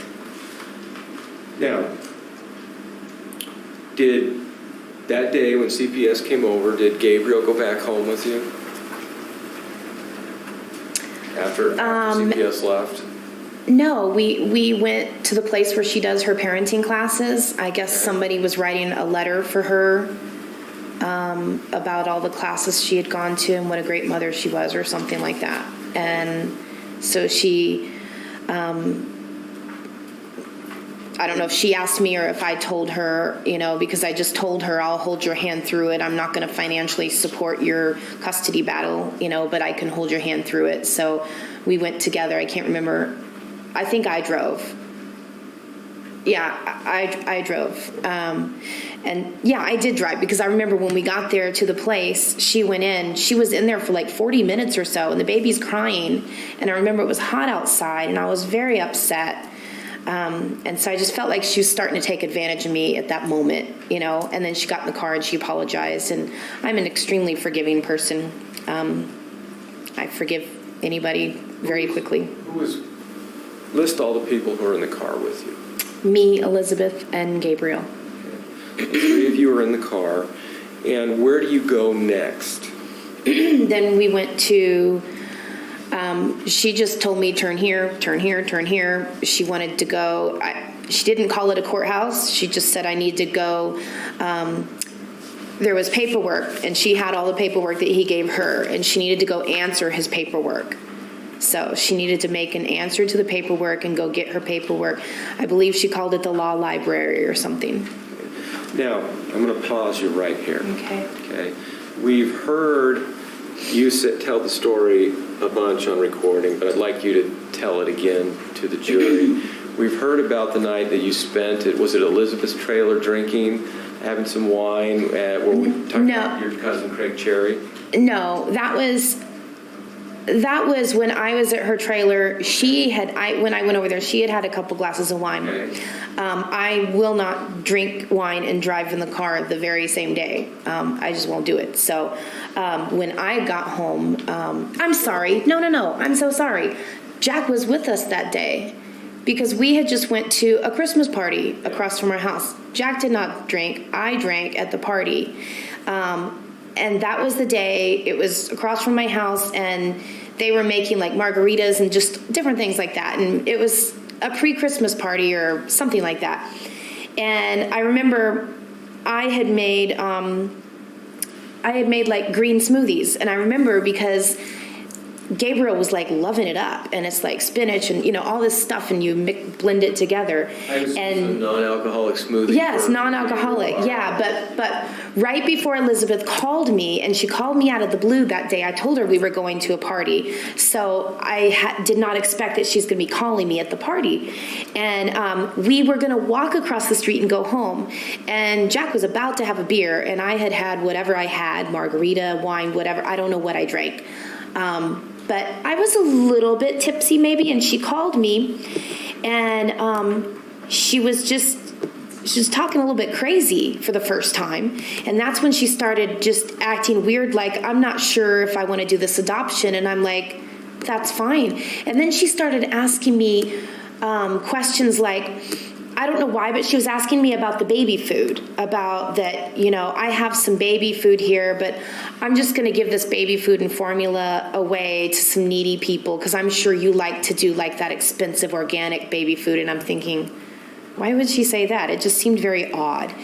And then we got in the conversation of Rachel Hoover, and what Rachel Hoover told my attorney or whatever, and we talked a little bit about that. And anyway, so she wanted me to come to the house at that point, so that's when we came over to the house. To her trailer. Yeah, and on that, that's when she was telling me, I need all this stuff back. I need all this stuff back.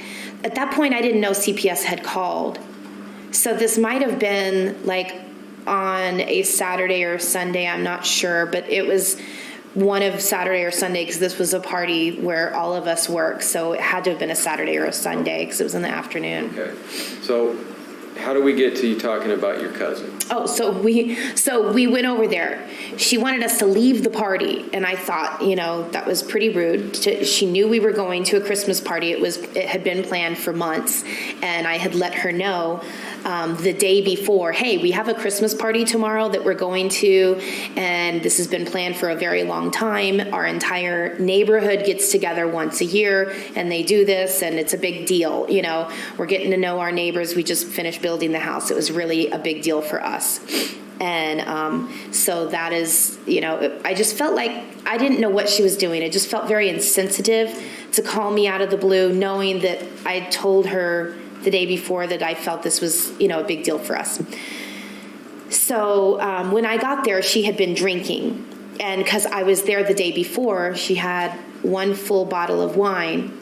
And when I got there, that wine was gone, and there was a half a bottle that had been opened and she was sitting there on the counter, and you could tell she had been drinking. And she started talking about Logan is trying to tell me he's going to take custody of my baby. He's telling me this. He's telling me that. And I think she said something along the lines of, he's not even the father. Remember when I told you, blah, blah, blah, and that kind of thing. So. Okay. How do we get to you guys discussing about the Craig Church? So anyway, we were just talking, and she wanted to know. She, I guess, apparently had already talked to my attorney, maybe, okay. And he told her, and she told me that he said that she needs a John Doe on the paperwork. Okay. And so she said, I guess I'm just going to look in the phone book, and I'm going to find a name and just randomly pick a man's name, and I'm going to put that name. Okay. And I was like, you can't do that, I'm like, if somebody came to my door, knocking on my door, saying that my husband is the father and he's got to take a paternity test, that could potentially hurt somebody's family. That can, if we didn't have a strong relationship, it would break our marriage.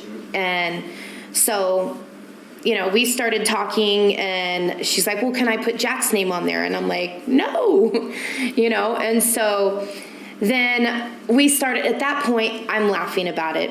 At that point, we're all there, and it's, just came from a Christmas party, and we're just laughing about the fact that, about using Jack's name. And then I'm like, how about his two sons? And she's like, oh, are they cute? What do they look like? And I'm like, no. And then at that point, we were still talking, and I said, which I don't really want to say because this is televised, but I talked about my cousin, and I talked about the funniness of his name and the fact that Cherry, and that he's a virgin and he's gay. Okay. So. And you had a few you had some wine or some other alcoholic beverage. Okay. So how many days before you went down to help her with the paperwork was this? Well, that would have been the Saturday or Sunday before that. Okay. So I think we did the paperwork on Monday, right? Was that whatever day CPS came and we did that? I think it was on the 14th, but I think it might have been a Monday or a Tuesday. I can't remember. Now, after you went to her pick up the place where she does her parenting classes, she was going to pick up a letter. And then about what time was it when you left there? When we left the parenting class, Yes. or The parenting class. I don't know, because she wanted to rush to go send these papers out to Logan. And she wanted to stop real quick. I'm going to run in real quick, but but it ended up taking probably a good 40 minutes or so in there. So then after that, we went directly to the law library to go get this paperwork. And I'm not going to pay for her paperwork. I think it was like $180. Okay. And so Was it getting close to 5 o'clock when you got there? I don't know. Okay. I don't know. All I know is that it took a long time. And the reason why is you either pay $180 Okay. or the packet was, I mean, it almost seemed like it was this thick of paperwork that she had to fill out so that she could show that she is basically, doesn't work and all this stuff, so she could pay payments to them or something. So she said, I'm going to fill this out. Can you start filling out my paperwork? And she wrote down information for me to write down on the paperwork. So, because a lot of it was repetitive, name, and birth dates. And it was a lot of repetitive stuff. So it took a very long time. Let me stop you. Okay. I think this is important. Who was with you besides Elizabeth? Gabriel, Gabriel was with you. Let's remind us how old Gabriel was. 7 months old. Okay, so you got a 7-month-old with you. Yeah. You're down at the law library. Yes. Well, how do 7-month-olds act when they're tired? He was very fussy because from where I live, it's, I'd say 45-minute drive from my house to her house. So this poor baby's been in a car seat all day, from my house to her house, and then get him out of the car seat. And then we're probably at her house, maybe 30, 45 minutes, hour tops. And then back in the car seat, go to this place, to get her paper on I'm a good mom, And we're sitting there, and he's in his car seat once again for about maybe 40 minutes. Then we drive to this law library, and once again, he's in this car seat because she's needing my help to fill this paperwork out. Because I'm not going to pay $180. This is her custody issue, not mine. And so I'm not going to pay for her to get custody. You know what I mean? Yeah. So she had to fill out that, but I did, like I said, I'd hold her hand, and part of holding her hand through that was, can you fill out this paperwork while I fill out this paperwork? Because I don't know what kind of money she makes or what assistance she's on. That's too much information for me. But all this repetitive stuff was the easy part, so I could do those. So once I'm done with that, with all the names and dates or whatever, birth dates, all that stuff, then I can feed him. I did have to put it down many times to get him because he was crying too much. So, but once I was done with that, basically, I took him, we went to the bathroom, I changed his diaper. It was either upstairs or downstairs. They had like the big library and with all the books. I don't remember if it was up or down. Tammy, so let me just, maybe we can focus this a bit. You were in the law library with Elizabeth, and you were taking care of a fussy baby. Yeah. While you were filling out paperwork. Is that fair? Yes, and she wasn't willing to help me at all.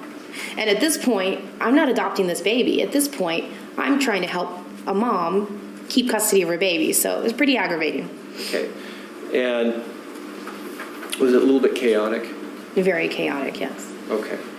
Now, tell us what happened after the paperwork is filled out. You go stand in line. Tell us about that. We went down a hallway, I remember, and then somebody said something. We were starting to go down the hallway. Somebody said something about, we started to go down, and the lady's like, you need, because I think she gave her the other paperwork back or something, and they said, no, you have to have all 3 copies. And I didn't know what that meant. And she said, but they're about to close over there, so you better hurry. And she's like, can you please make all these copies for me? And I said, okay. Let me roll you back just a little before that. Okay. Okay. Did the ladies ever tell Elizabeth that she needed a name of the other possible father? Well, once we got in that room, Okay. there's a lot of different stories on how that was going on that day. Like I said, when I went to the one with all the books, the lady actually, I think it was upstairs actually, I'm thinking, and it had all the books that way, and I think shelves that way. And then the lady had a desk like this, right? And so she was actually going through law books to find out exactly if there's another petition that she has to fill out for that, or if there's like, if she could get away with not putting down the father's name. And I told the lady she won't tell me who it is. She's scared and she doesn't want to put the name down. So she reiterated what my attorney had told me. No, you have to have a name on there or they're not going to make him take the paternity test. Now, did you ask Elizabeth to just put down the other father's name or the other possible father's name? I asked her to put the real name down Okay. over and over again. And what did she say to you? I'm not going to. I already told you. You basically that kind of thing. Okay. Did she ever ask you to put somebody else's name in there? To be honest with you, until all of this happened, and I actually, because after that day, I didn't see the paperwork again. So a month and a half, however long it was, until I finally was in, I think, Detective Ramirez's office or something, or down in her basement or whatever. When she opened up that paper and I saw it, it's like it came to me that looks like my handwriting. And I'm not 100% positive if I wrote it, but it's my handwriting, so I had to have written it. So, Now, your attorney told you had to put a John Doe in there, correct? yes, we had to put a John Doe on there so that he would take the paternity At test. the time, what did you think that meant? Well, we just assumed a John Doe meant you need to put a name in there. Okay. We were told by him, by the lady at the law library, and by somebody else in line that if you don't put a name, they won't make him take a paternity test. Now, today, do you understand that he meant the word John Doe? Yes, now I understand he meant, right, John Doe. I did not know At the it was time you supposed to be didn't. John Doe. What? Okay. So, Had we known that, that would have been great if he would have explained it better. Then we wouldn't be here today, I guess. okay. Now, there's a fussy baby. You're frantically trying to fill this out. Tell us about the copying. What happened there? Well, we were like running out the door with the one, right? And I've got the baby in the diaper bag and my purse, and she just got her little one paper, you know. And so then they're like, no, you gotta have all 3 copies. And we're like, what? So she said, I'm gonna go run. Didn't even tell me where she was going. And it took me quite a while to find her because I had no idea where to go. So I stayed there, and you have to put quarters in the machine to make these copies. And they were about to close their doors, but the lady there was really nice enough she probably gave me a couple dollars in quarters, I would guess, because I ran out of quarters and I had to make all 3 copies or else she couldn't get her papers stamped, you know?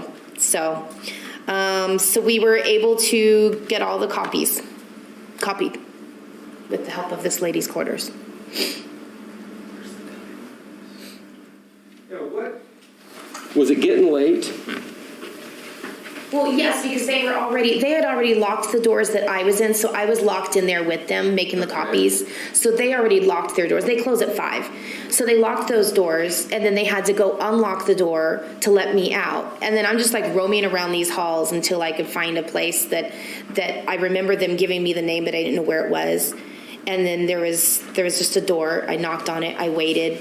A couple minutes later, all of a sudden, Elizabeth kicked the door open and then ran back in line. Okay. Now, so you're there with a fussy baby. Mm-hmm. Okay. It's getting late. They're in the process of closing while you're getting this paperwork filled out. Correct? Yes. Your Honor, may I approach the witness? Okay. Again, you recognize this. Yes, I do. Can you look at the date stamp up here at the top? Can you just tell me what date December 14th, 2009. and what time? 17, 18, 15, so that would be 5, 18. Okay, so that's when it actually got filed after 5? Yes. Your Honor, I'd like to publish this to the jury. You may. Let us turn the machine on again. Did I let it cool down? Or is it not on? It'll start pretty Okay. quickly. Hit the power. Oh, you not got it? Yeah, I thought I had it hit. Okay, now when I'm talking about the date stamp up here, this is it here. So is that the date? Yes. Okay, and is that the time? Yes. Okay.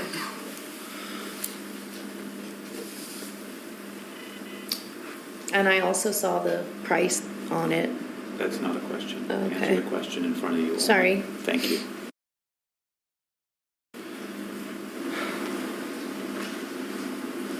Is it fair to say there's a little bit of stress at the time you were filling this out? Yes. Okay. And you were in a hurry to get it done, is that fair to say? Yes. Okay. Just wanted to get out of there.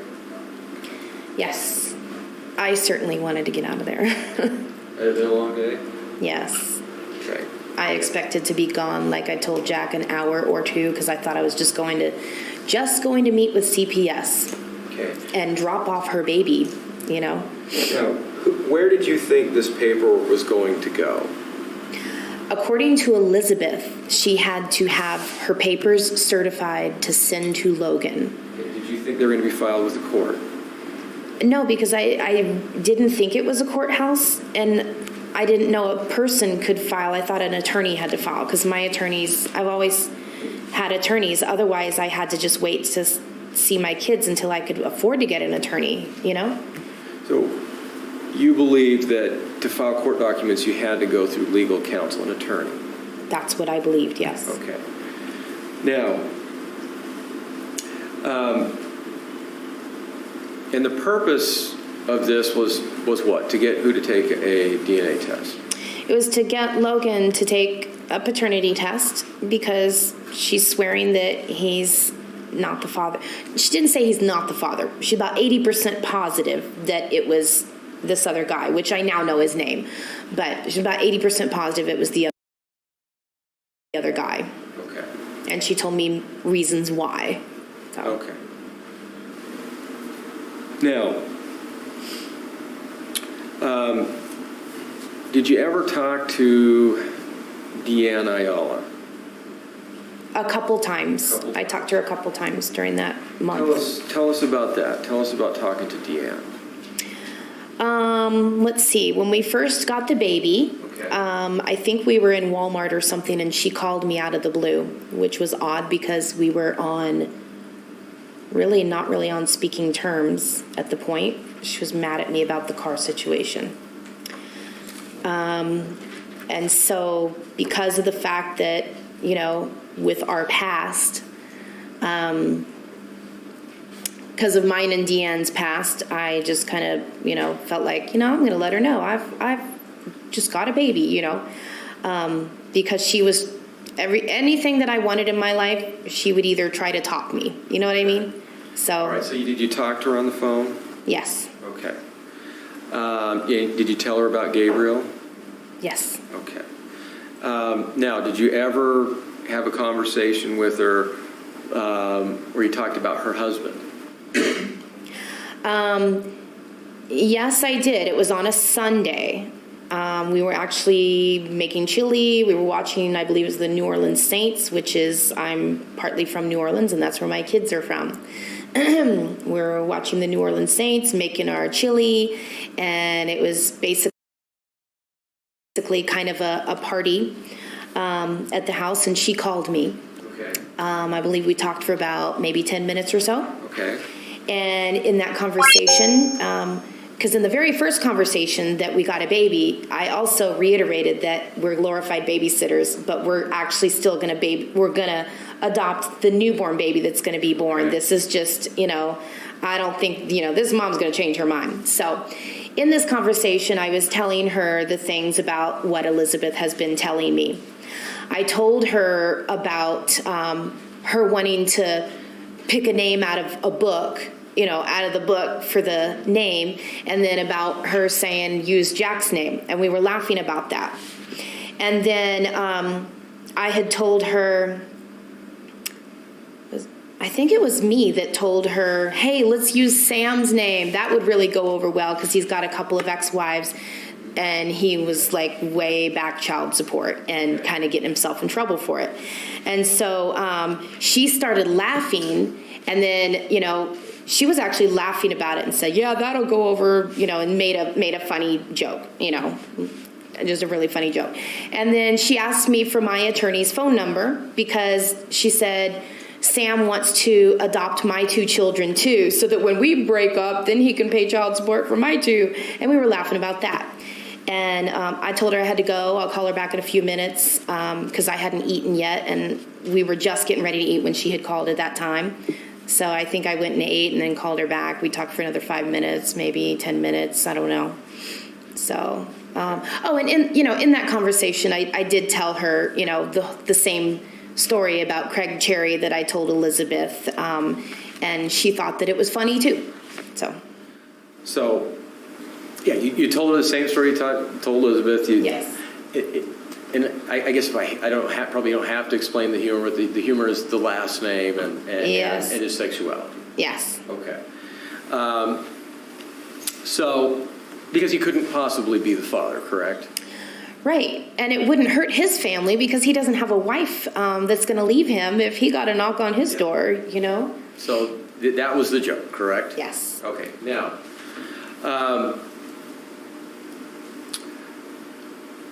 did you get a call after you filled out the paperwork, and did Elizabeth ever talk to you about having a court date? At some point, I don't remember what date or when she told me. I do know that I was at her house because the whole Santa Claus, I was at her house the evening before the court date. Actually, Logan called and she put the phone so I could hear, and basically it was kind of like they made up or something, and he's going to give her whatever she wants, and they kind of made up, she said. Okay. But then she also showed me the 15 messages on her flashing on her home phone. It's a phone with the recorder that's combined, right? I think it was like 10 or 15 messages flashing. And before all that, she said those are all his, I'm saving all those recordings. Those are all his harassment phone calls. Okay. And then he called and it was weird. And I'm like, he's talking sweet to you, and she's talking sweet to him. And she's all, well, we've kind of made up, so he's okay on the whole adoption now. So this is like a couple days later after filling out the paperwork. Very, very odd. Now all of a sudden, they're both okay with the adoption. They're going to possibly get back together. At least they're on speaking terms. And they were both being very sweet to each other. And I was kind of in shock because, she had just showed me, like earlier, all the harassment phone calls from him. So I was kind of happy for them. Okay, wonderful. Guys, get back together. You happy? He's coming over as soon as we leave. Wonderful. Come on over. So. So you left. Now, did you make plans to go to the courthouse? She wanted me to come afterwards, after it's over, and just to wait outside. And she said she didn't think that anyone was allowed to come in. She thought it was like a closed thing because it's a family court. Okay. And she was hoping that meant that his dad couldn't come either. She didn't want his dad there. I remember that specifically.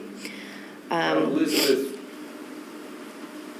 has maybe an irrational fear of his dad. Is that fair to say?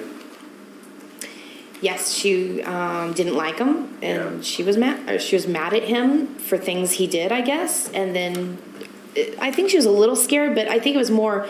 She had a lot of anger towards him more than fear, I think. Okay. So did you go to the courthouse? We went to the courthouse. Do you remember what day that was? I believe it was a Thursday morning. Okay. I think it was in the morning. So Thursday morning, you went to the courthouse. What did you do when you got there?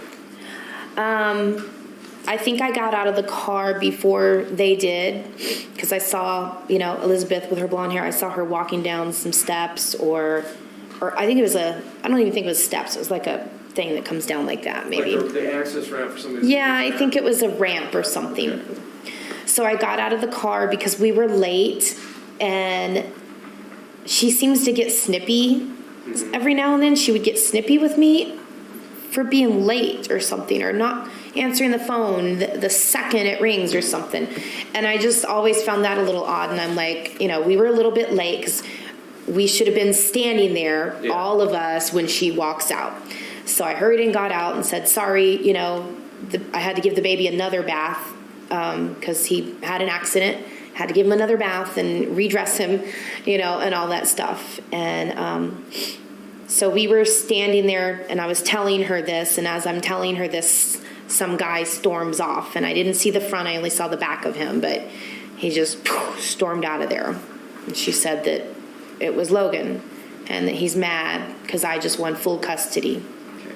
Now, she told you that she just won full custody, right? Mm-hmm. Did you have any reason to think she was lying to you?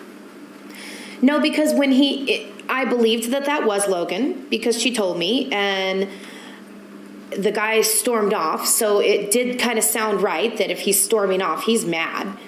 He looked mad, I mean, the way he was walking, I didn't see the front of him, so I didn't get to see his face mad, but the way somebody's walking like that, and also because he saw Elizabeth, obviously, you can't miss her. We're standing here and he walked just like this and goes right in front of her, and he was supposed to meet with us because the plan was we were going to have lunch, go to the park or whatever, and talk about this. And the night before, when he was on the phone, he had agreed to do this. The phone was she put the phone by my ear too.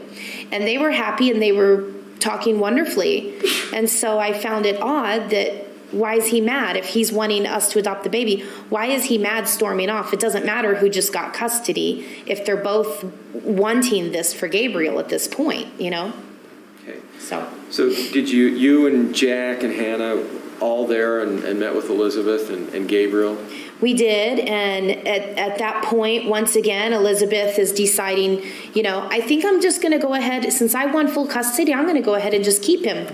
And once again, it was weird because it was always on, off, on, off, on, off. And once again, I'm happy with her. Whatever you want, it's your child. And at this point, I'm getting a little aggravated with the pulling of the strings with me. And I'm feeling a little used and abused here.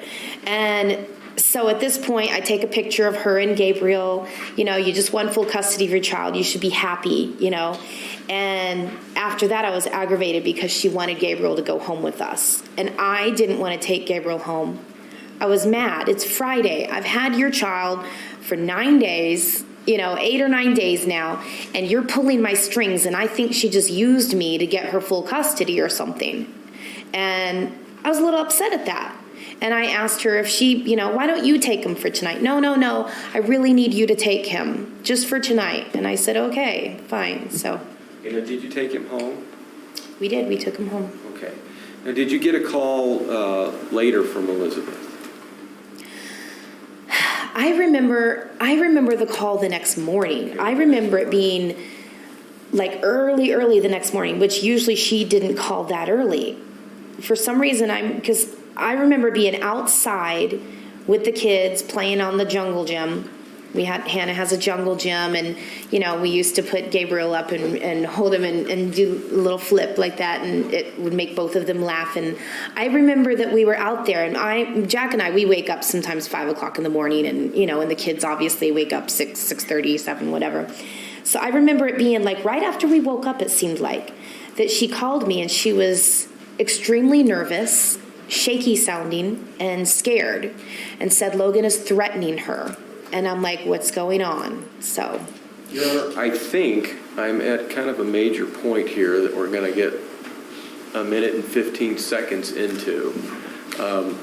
If the court is willing, I'd like to stop here. And then I think that's a good idea. So we will go ahead and take our lunch break at this time. So, ladies and gentlemen, we're going to come back around 1:30. Have a good lunch. Remember the admonition, and we'll see you at 1:30.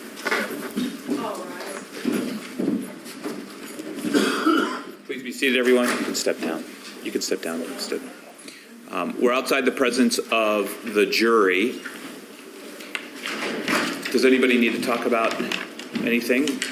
Yeah.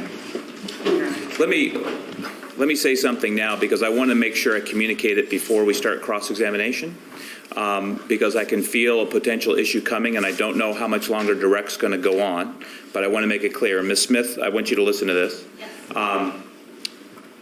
When the state cross-examines you, I don't know what they're going to ask you, but typically when people cross-examine witnesses, they frequently ask yes or no questions that call for a yes or no and don't call for an explanation. And I'm anticipating that some of those questions may be that way. And if you attempt to answer them with, or continually answer them with long explanations that expand on an answer, they're going to come to me and they're going to object and ask me to make you stop doing that and strike your answer. And before we get into that situation where we have to have an exchange in front of the jury, I want to make sure that you know that cross-examination is different than direct exam. Direct exam, to some extent, asks you to explain things, although I want you to also be careful to make sure you're just answering the questions that Mr. Lee asked and don't go too far afield. But with respect to the questions that either Ms. Andrews or Ms. Ramuno is going to ask you, they may very well ask you a lot of questions that are yes or no type questions, and they're generally entitled to yes or no answers. If you feel like the need to explain, you can say, may I explain? But she can say no, and then you have to respect that. And then maybe your lawyer can come in later and ask you to explain. I just want you to be careful because I don't want you to get into a situation in front of the jury where I'm always shutting you off. Okay? So I just wanted to give you that heads up when we get into cross-examination. Thank you, Your Honor. All right, so I'll see everybody at 1:30.